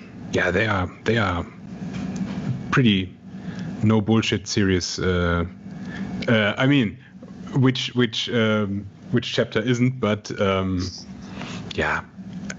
stuff like from the lore that they don't make a noise. They don't talk while fighting or shout or something. While I had been listening to the Brothers of the Snake audiobooks about the Iron Snakes, and they were described like Greek warriors, like from what was it, 300? Was it 300 or 200? Yeah. cheering each other up and laughing while fighting, while like stomping elder heads in, and they are just quiet. Yeah, that's scarier for sure. Yeah, they coming from the dark, just appearing, doing like terror attacks and then disappearing, which might explain their genetic heritage. You've lost me there. I know that they are like officially they are like Raven Guard from heritage. At least that's what they handed in when they were asked. But right. It's rumored that they are Night Lords. Yeah. It's a very Night Lord thing to do, sneaking around in the shadows. Yeah. No, I've the only thing I ever think about that how people would behave in the eternal war of the future. The one thing, I don't have any bareheaded space marines. They've all got their helmets on. Yeah. Because if I was running into a battlefield, I'd want a helmet on. Like. Yeah. So it makes sense. I don't have any. I do reenactment fighting, or I do reenactment, and I did full contact Buhurt fighting. Have you ever heard of it or seen it on the internet or something? It's like full contact fighting, hitting people over the head with two-handed axes and stuff. And helmets are a necessity, even for Space Marines. Yeah, exactly. Yeah. So there's only that new Tech Marine came with such an amazing second head option. The bare head with the whole half of his head is robotic. That's the one and only head that will be exposed in my army, I think, because it's great. But sneaking silently into the battlefield with helmets on, that's the way I would. Yeah. I love Space Marine helmets so much. The feel of them, everything. Also pretty much every generation of them. I hardly have any Space Marines without helmets. Sometimes, and I try to make them. Not that like every sergeant doesn't wear a helmet, because it doesn't make sense to because it's one guy, like one out of 10 or so. Yeah, I mean, I can maybe understand taking it off in the middle, but I wouldn't. I'd want to be able to put it back on, Totally. Yeah, or when it gets shut off or something. Yeah.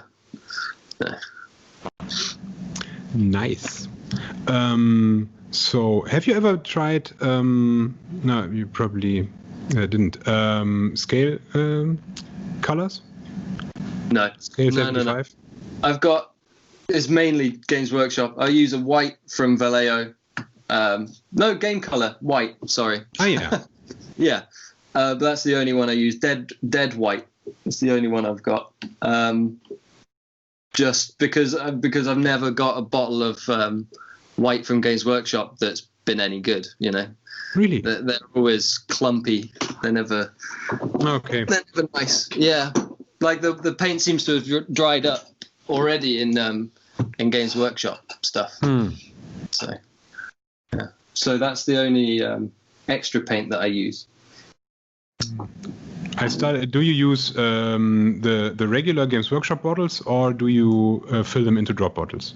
No, I'm not fancy enough to do any of that. No, it's just straightforward Games Workshop pots. Since I started like refilling them and adding an agitator ball, I didn't have any problems anymore with clumping up. Well, there you go. Yeah, it's gone. And it happened to me on a regular basis. Like pots, I've opened them, used them once, put them away. I don't know what happened, and opened them the next time, especially with the whites. I don't know why. And they were like solid.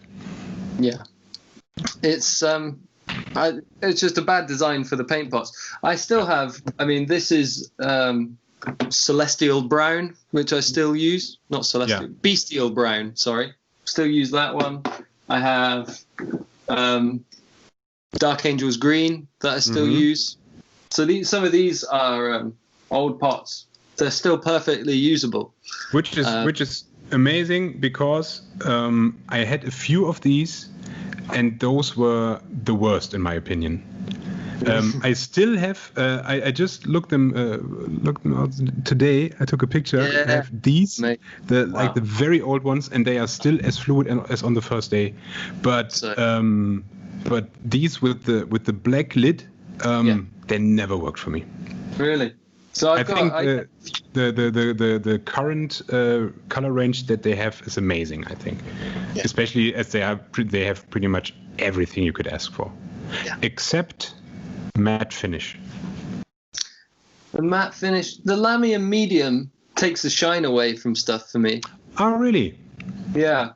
So the purity seals that I do on the scrolls, the text, that's from a transfer sheet. So they're all quite shiny. But if I put Lamium medium, maybe 1 or 2 layers of that will take away the gloss, basically. Okay. Didn't know that. Cool. Because that's what why I was asking for scale 75. Again, something that I saw on Instagram, where people were using it, and then I bought a few of them and found out, wow, they all dry like with a matte finish. Really? And I really liked it. That's nice. But they are more, quite a bit more difficult to work with than Citadel inks, especially when you water them down. Yeah. No, I haven't experimented much. I've got a few. Model color, that's a neon green that I've used for some of the Necron stuff. Mm-hmm. I had, what's that? That's a game color wash, which I've never really used very much of. Mm-hmm. I gave all my game color inks to my daughter. Yeah. She loves them, and I gave them away before I learned working with a wet palette, because they were too fluid for me. I couldn't. Nowadays, I couldn't. I think they would work fine. Yeah. But, No, I've got enough paints now. I don't find myself needing any colors that I don't have already, and anything that I can't mix. Purple, I've never been able to mix a nice purple. There's something about the pigments don't work so well. So magenta. Yeah. I wanted to mix magenta. I tried it a few times. I know how to do it with tattoo inks, but when I try to paint it, it doesn't work. It's funny, isn't it? So, I mean, there's always one that you go into the shop and you go, oh, well, I'll maybe just take that one. Yeah. But I think I'm pretty set on that for the meantime. There's definitely more stuff out there. I mean, there's like glaze medium and stuff like that. Well, if you can do it with water, to me, I don't see an extra point in buying the glaze medium. You know, I haven't figured out what it was good for that I can't do with water anyway. You know, so. Yeah, that's also stuff I don't use. Only thing that I use is in that direction is liquid acrylic, like colorless. And I go over the eye lenses to make them like glassy. That's it. Yeah, okay, like a gloss. Yes. Yeah. And that's it. But you could also use like whatever colorless here for the fingernails, for example. Nail varnish. Nail varnish. Yeah. Whatever. I'm running out, but. Yeah, a friend of mine painted his Elder Army, or his girlfriend painted his Elder Army completely with metal flake nail varnish, and they looked amazing. I bet they did. Yeah. So that's the next army. If I was to start a new one, it would be Eldar, I think. But I'd like some new models before I started. Yeah. But I think just saw in an Instagram group that I'm in, someone posted a newly painted Eldar what are they called? The regular troops, Rangers, Guardians? I don't know, Guardians, right? And I think although they are like 20-ish years old, they still look great. Yeah. In my opinion. He said, yeah, wait until you paint them because they've got the mold lines on funny places. But yeah, just from afar, and especially the raciers and all great models. Yeah. No, I love how alien they are compared to Space Marines, you know. Yes, that's what, especially when they wear the helmets. Yeah.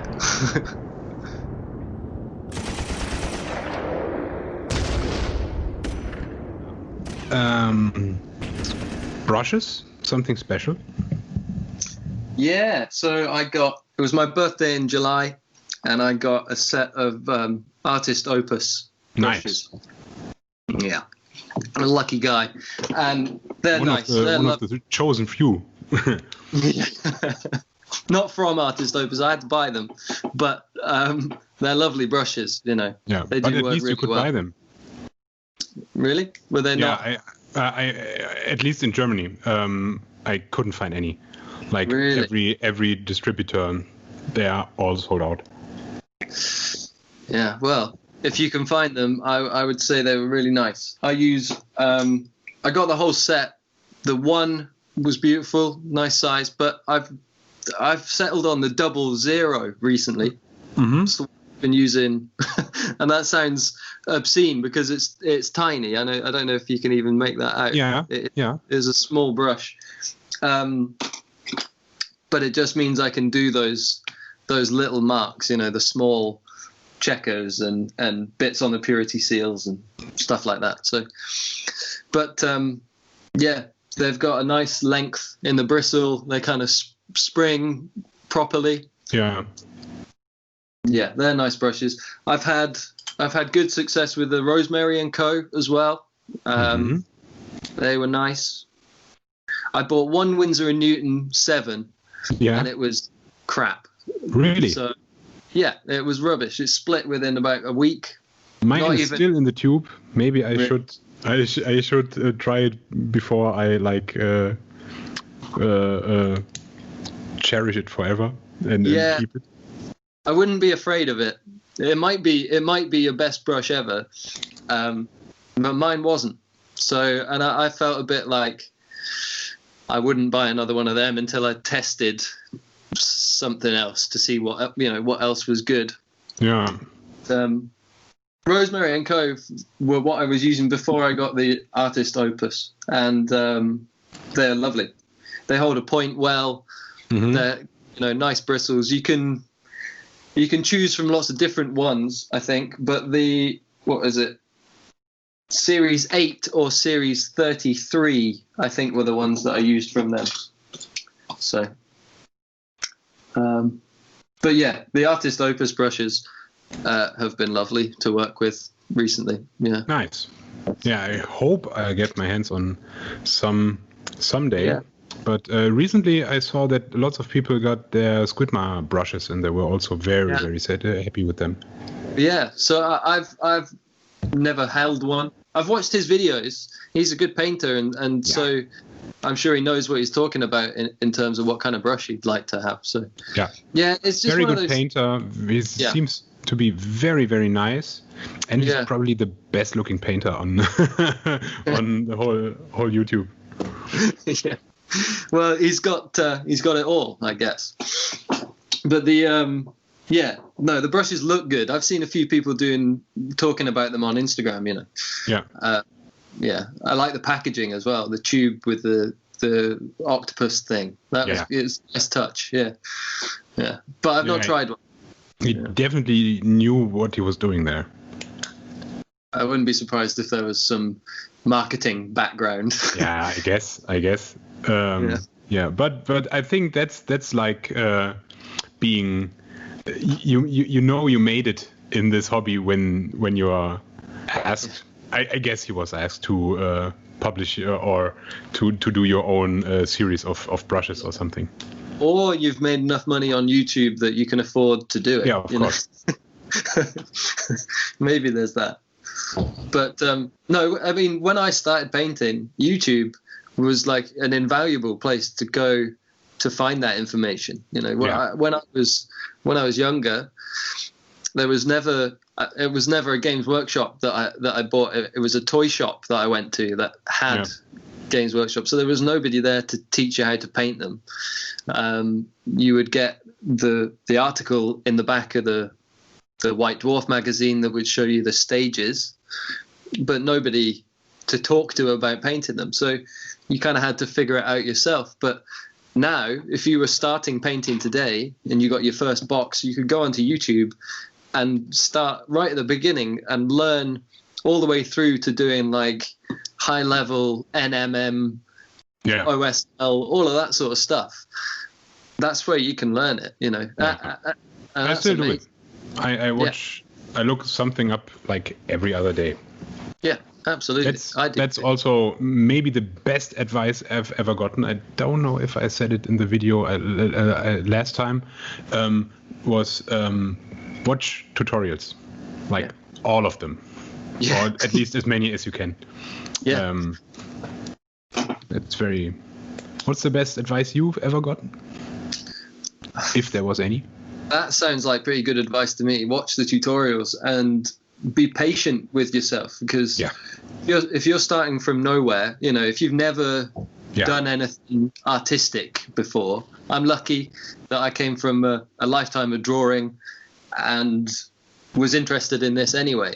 But if it's your first time trying something, don't get upset when it doesn't work first time, you know. Yeah. Be patient, practice, appreciate where you start, because you'll be doing things with a freedom that I might not feel after doing it for years. You know, be kind to yourself. Don't be afraid to ask. Yeah. And be humble enough to take advice. Also. Absolutely. Yeah. You know, they're not going to look like Richard Gray Space Marines when you start, but you can find out how he did that, and you can practice, and you might get there. You know, it's that's what I think. I think just be prepared to get it wrong sometimes, but it's okay. Yeah, I mean, what's the worst that can happen? You have in the worst case, you have to strip off the paint and start again. So you get an opportunity to do it better this time. Yeah. Don't throw away anything that you think is shit either. Sorry, that's really bad, because if I had the first Space Marine I've painted now, which I don't, I'd love to look at that again and see. Yeah, me too. Where I've come, you know. Don't throw anything away, I don't think. But first minis I painted them with permanent markers. Wow. And they looked amazingly shitty. That's how it goes when you're a kid, right? Yeah. I've got a Land Raider from 1993, I think it is. It was one of my friends. He painted it with his brother. Painted it as Ultramarines with like the bright yellow Aquila and things like that. And the paint must be, you know, a centimeter of paint on the top of this thing, but it's charming for that. I really like it, you know. Yeah, I had friends like back in the Warzone days when they never painted anything before, and it looked like they just dipped the whole mini into the pot of color. Yeah. Okay, that doesn't need to happen. And then there was this guy who like everyone underestimated. He was like he was a friend of ours, but he was he was known for getting into fights and stuff. And when he started painting his minis, they all looked amazing. But unfortunately, he didn't take care of them. So every time we were like finished playing, he just took them all, put them into a plastic bag, and they had like ink like blown off the edges and tips of noses and stuff like everywhere. And it was such a shame because they looked really nice. Wow. At least as far as I can remember, but. How many years ago? Yeah. I mean, they made an impression, so otherwise I wouldn't remember them. They stood out. Yeah. See, I can remember the ones I painted. I can remember the feeling of doing it as a kid. I can remember the smell of the Yoo-hoo glue. But I don't have one to show you. I wish I did. Yeah. I need to look it up. Now as you said it, next time I visit my dad, I'll ask him. Yeah. It's when you find out he's thrown away all the collectible old lovely models that you had. And the old lead giant river trolls. Oh man, that's cool. Lots of old stuff. I've got this one still knocking around. That's the old Pegasus. Nice. Yeah. From Bretonia or which one? Well, it's that era, yeah. Never painted, so I've still got that to do one day. Super cool.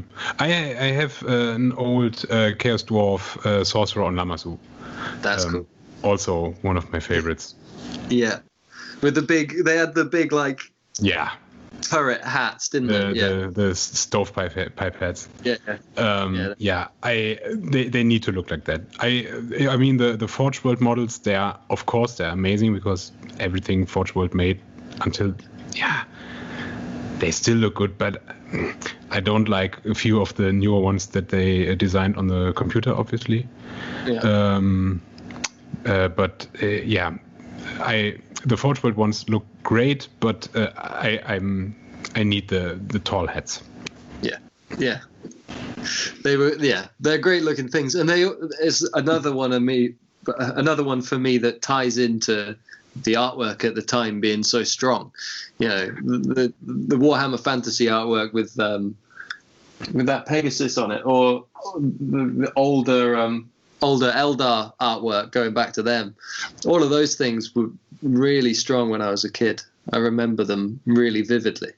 Me too. Yeah, that stuff got me hooked. I mean, I play a few other games now and then.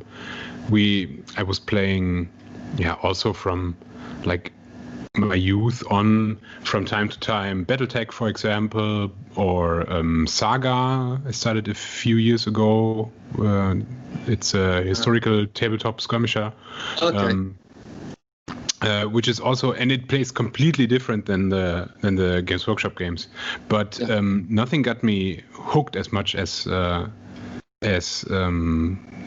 Grimdark future where there's only war. That's it. Yeah. It's a strange thing. I remember being 9 or 10 when I started noticing it the first time, and then maybe 14 when I stopped being so interested in it, because things like, I started playing the guitar around about then, same sort of thing, listening to heavy metal music and skateboards, and girls started becoming more of something that you noticed, and all of those, puberty, I suppose. And then it became less cool to but now that I'm a grown up, it doesn't matter, of course. I do it for me, really. Yeah. Which is the point, I think. Yeah. And for the guys, what you said before, like having people around you that also inspire you and push you, like the Iron Fleet guys seem to do. That's also cool when you feel that you owe it to your friends who pay or who put in a lot of work and enthusiasm, that you owe it to them to do it also.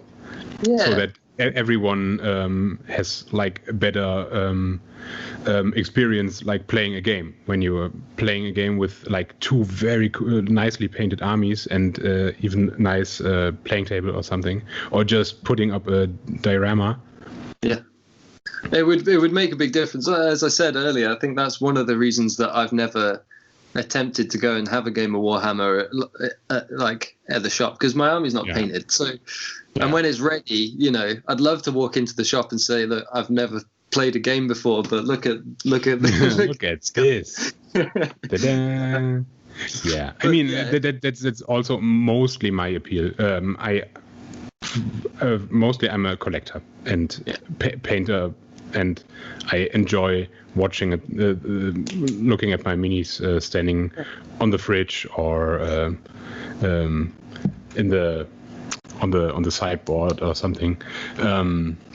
And then somewhere over there I play games, but I think knowing that you could play a game with them is quite interesting. They're not just little collectibles, but until I find somebody who wants to play a game, or my girlfriend can be bothered to learn the rules, then then they're just sitting on the learn shelf. The rules so you can teach me. Yeah, exactly. But there's something, I think, the satisfaction of seeing a model finished that makes that child in your brain excited. You know, that's why I like doing it, I think. Yeah. Nice. Which are the guys that you look up to?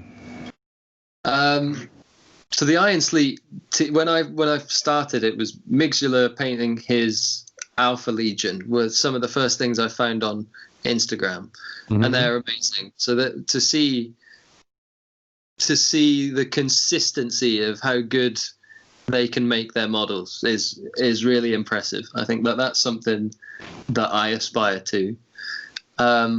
Also, Demon Rich, the guy who's like the biggest.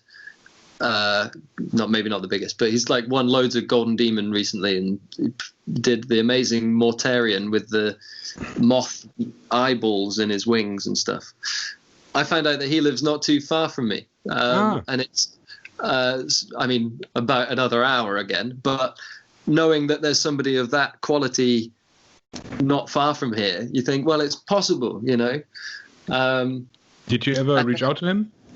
At the very start, I sent him a message and said, I used to have friends that came from the town that you live in. I've been to the same pub.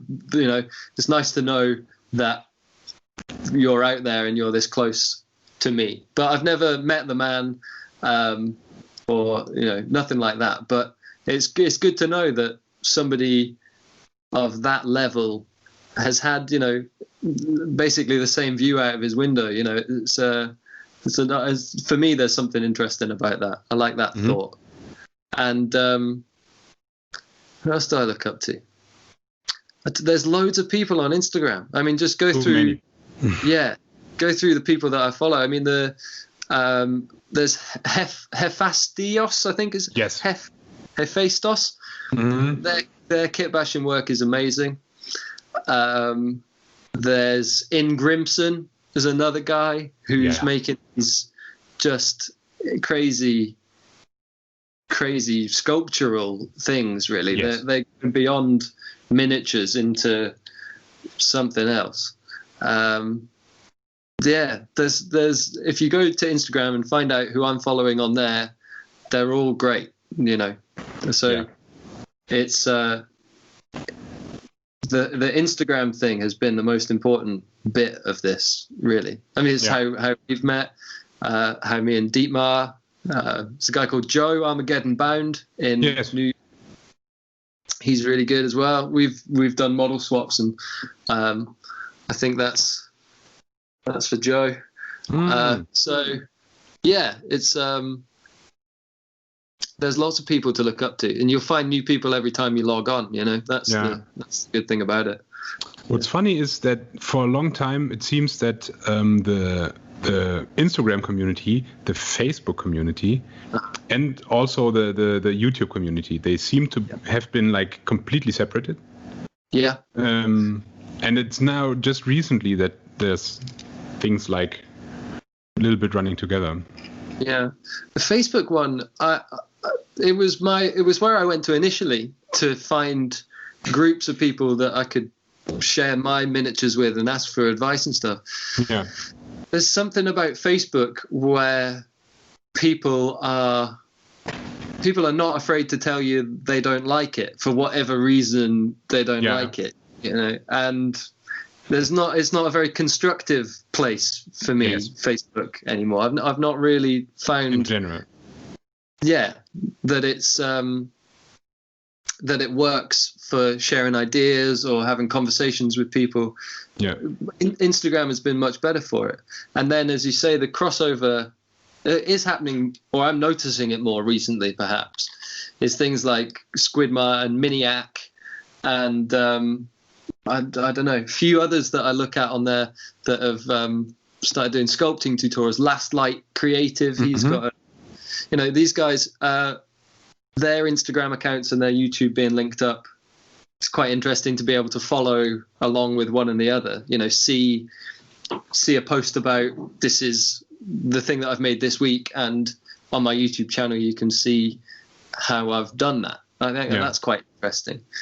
And what you're putting together here, I think is a really good thing, a good way of, Dima was very kind to have nominated me, and whoever wants to listen to what I've got to say afterwards, that's very kind of you. But I think for finding people that have interesting points of view on the hobby, it'll be a great way of pulling that together, I think.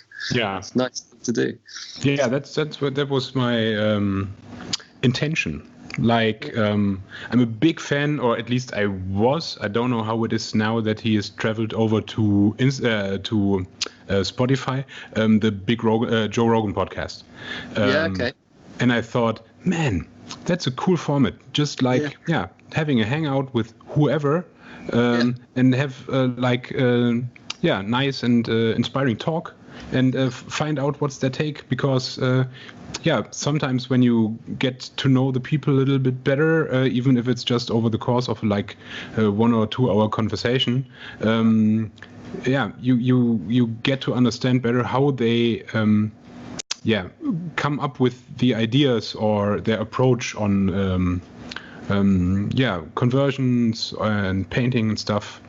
So I tried to do the poor man's version of a Joe Rogan Warhammer-based podcast. Well, it was great. I'm watching the one with Dalian last week.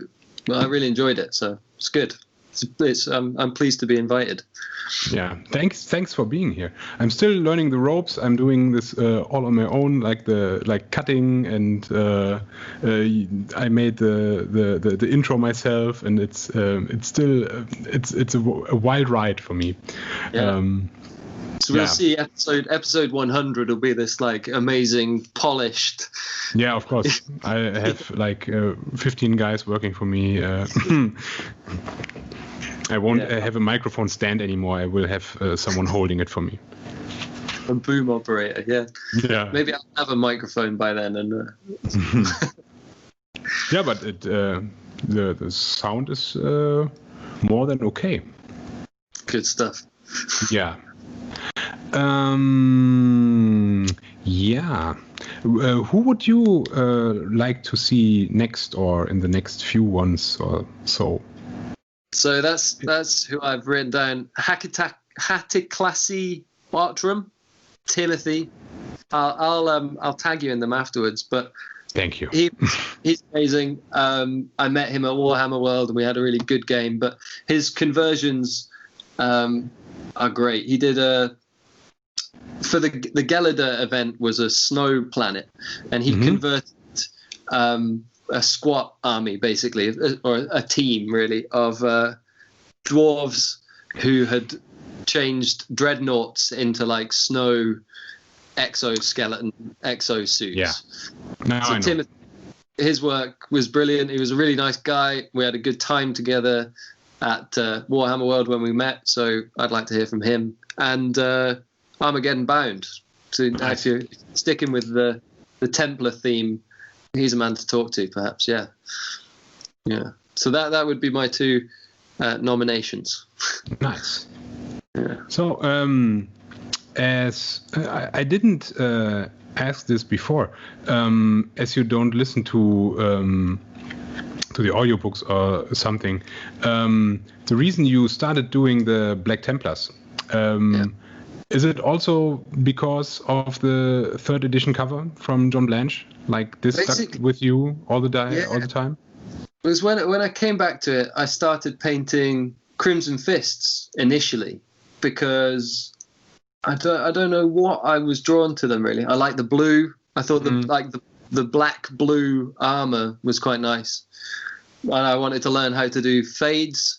So a lot of their armor panels go from quite a light blue on the highlight to solid black. So that's where I started learning how to do that. But then as I got further into it and wanted to sort of challenge myself and get better at painting, I thought, well, I'd been hearing a lot that black was really hard to paint, and that I would learn how to do that. That I would try that, and then I thought, well, is it going to be Raven Guard, or Black Templars, or Iron Hands, or do I paint something else? I thought about doing orcs, doing goth orc team, but I've never been that keen on the kind of silly nature of the orcs that they've put out recently. So yeah, it was I went back to what made 40k in my head, and it was that 3rd edition box with the Templars on the front of it. And I thought that for me, it tied the two things together. They were black. I knew that I could push myself into learning how to do that to get better at what I wanted to do.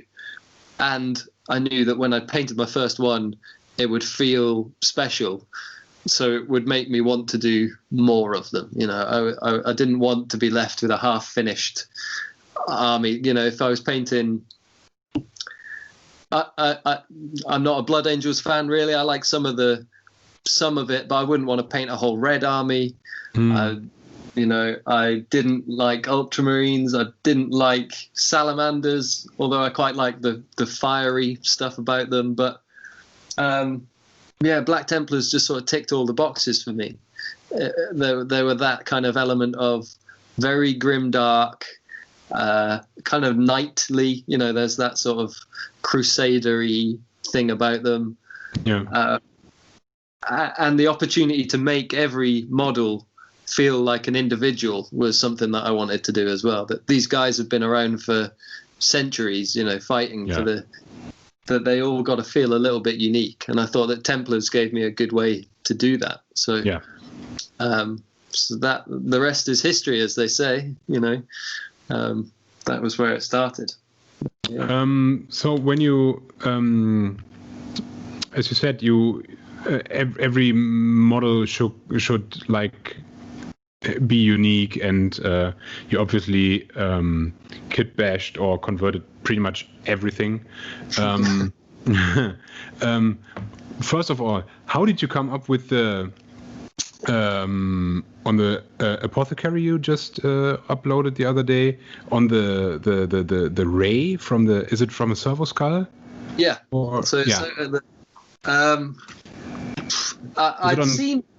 I've seen there's an artwork.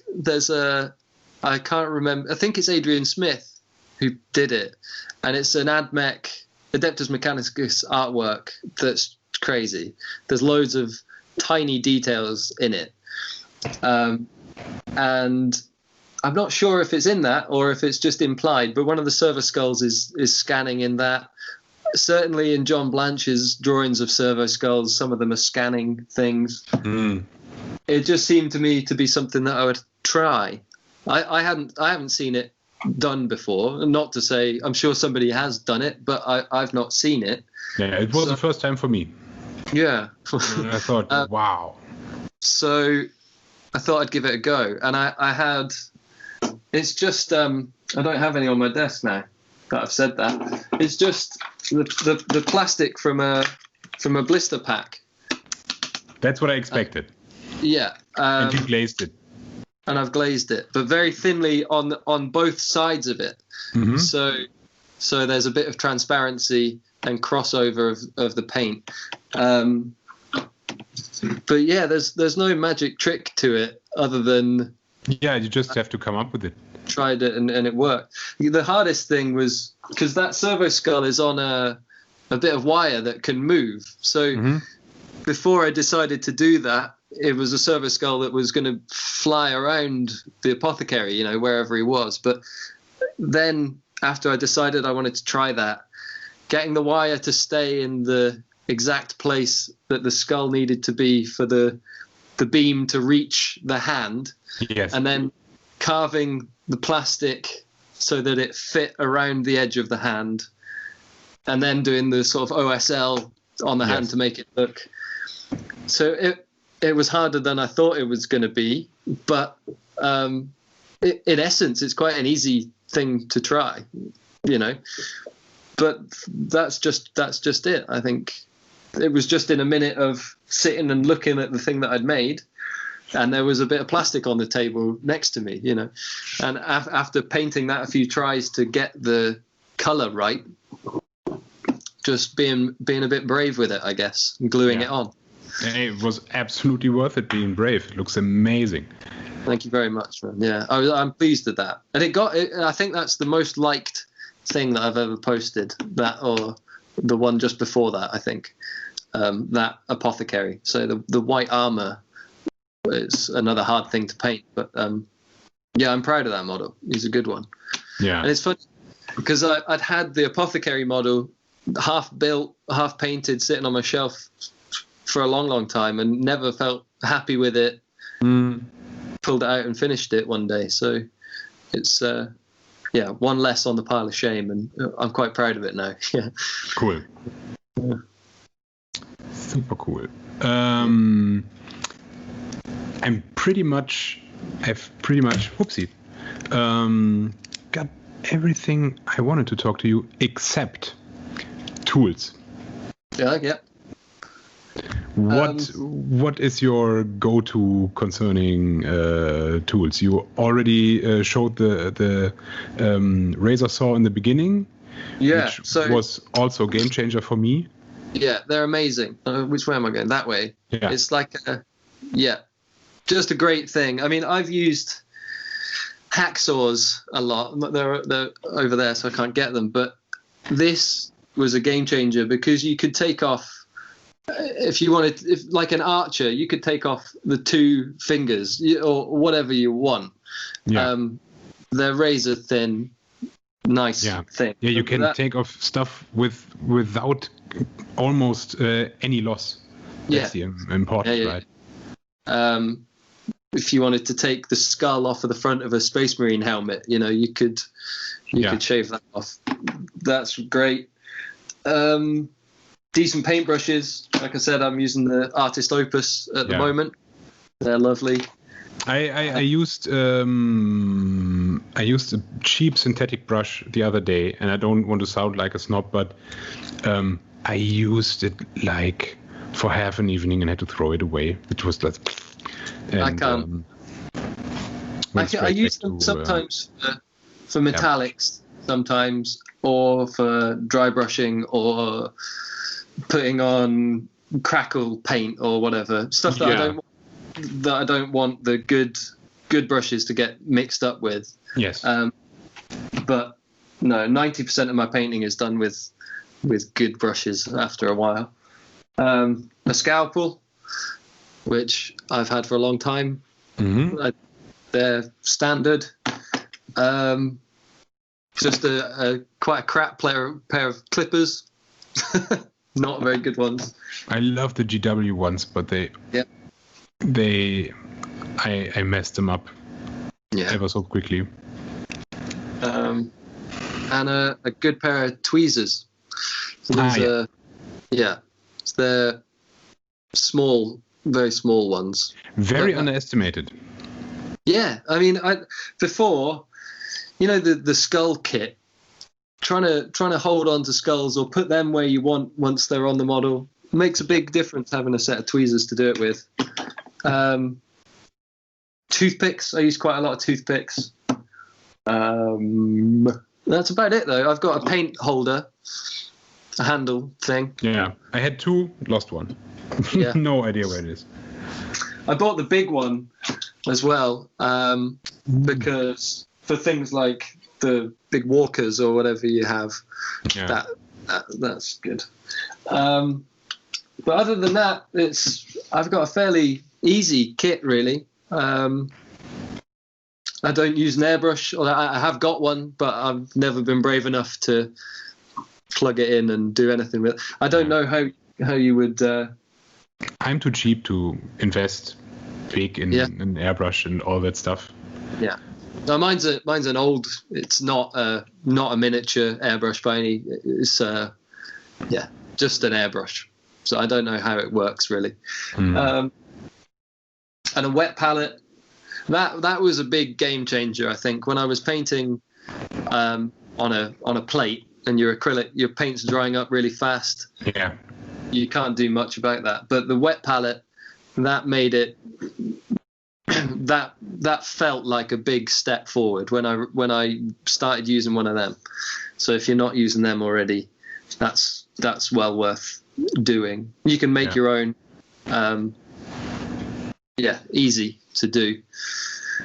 That's it. My lighting is just an angle poise with a daylight bulb.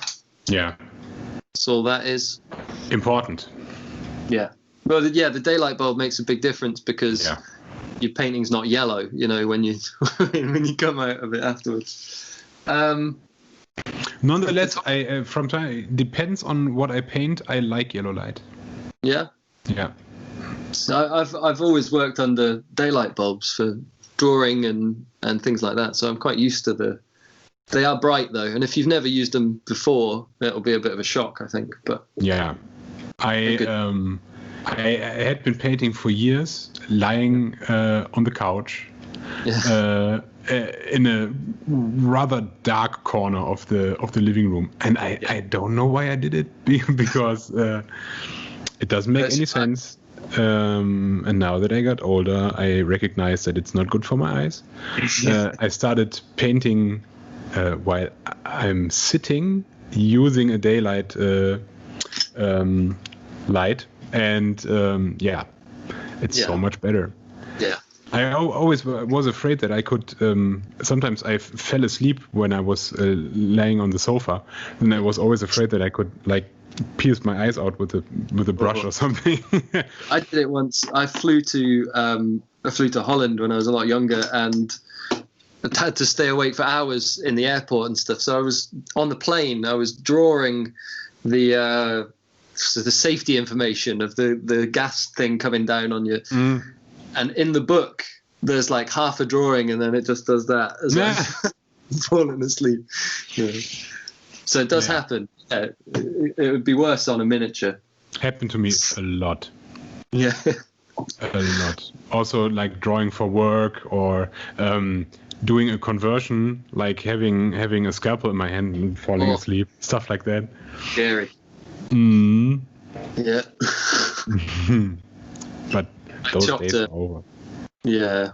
Chopped a bit of my finger off at art school because I got not much, but because I got careless with a scalpel when I was too late at night, should have just gone to bed. Yeah. I lost a piece of my thumb. Friend of mine, he had a scalpel that you had to fold open and then tighten it with a screw, but it was on a funny spot on the scalpel. So I somehow turned it over and tried to do it like this because I could give it more power, and then I flipped off and then I cut off nice piece of thumb fillet, and I was like, and it bled everywhere. Yeah. And it happens so fast as well. I was cutting perspex, plastic, doing like that, cutting down. Oh. And it just went whoop. So, yeah. Yeah, it's a dangerous hobby. Yeah. So be careful of these things. Don't joke. They're scary. Yeah. They are made to cut people open easily. Yeah, for sure. But the other thing is, if you've got super glue at hand, that was meant for gluing people back together. So I did it before. It works perfectly. Yeah. Yeah, do not try this at home. That's. No. I mean, everyone did it just for fun, like this, and then. And the other day I was painting, and my daughter is she's she likes drawing and painting and building stuff, and I gave her a few old minis of mine, and she can use the wet palette, and I explained everything to her, and I did like glued her fingers together with like a drop of super glue, and she was totally panicking. It was so much fun. It hurts. Of course it did. It didn't, but yeah, she was afraid she would never get her fingers apart again. Because if you don't learn to respect these things when you're young, you take them for granted when you're older, and that's how accidents. Yeah. Yeah, no, and that's how you end up cutting your fingers off like we do. Yeah, exactly. Yeah, listen to us. Yeah, amazing. I think I've asked you everything I wanted to. Is there anything you want to tell us left? No, nothing special. Just keep an eye on Instagram. There's some new stuff coming. Yeah, I'm going to try my sort of hobby resolution, if there was one for the new year, is just to sort of get better. I don't know quite how, but improve is the idea. So yeah, thanks if you're following me already, and see you in 2021. Really, hopefully. Yeah, stay safe. Yeah, stay healthy, stay sane. Yeah. Emperor protect. Yeah, he does. Does. So, yeah, thank you very, very much. Thank you for spending 2 hours 20 with Top Dietmar. Good man. Well, no, it's a pleasure. Thank you very much. 3 days to upload because internet is extremely shitty where I live, but yeah, I'll make it happen. Thank you very much for having me, man. It's been a pleasure. Yeah, thank you. It was a pleasure. I was having a blast, especially as I don't know how it is in your place, but we are having like we're not allowed to meet with lots of people right now. So I'm always happy when I find someone to talk to. Yeah. Well, no, we're full lockdown in the UK as well. So until Merry Christmas.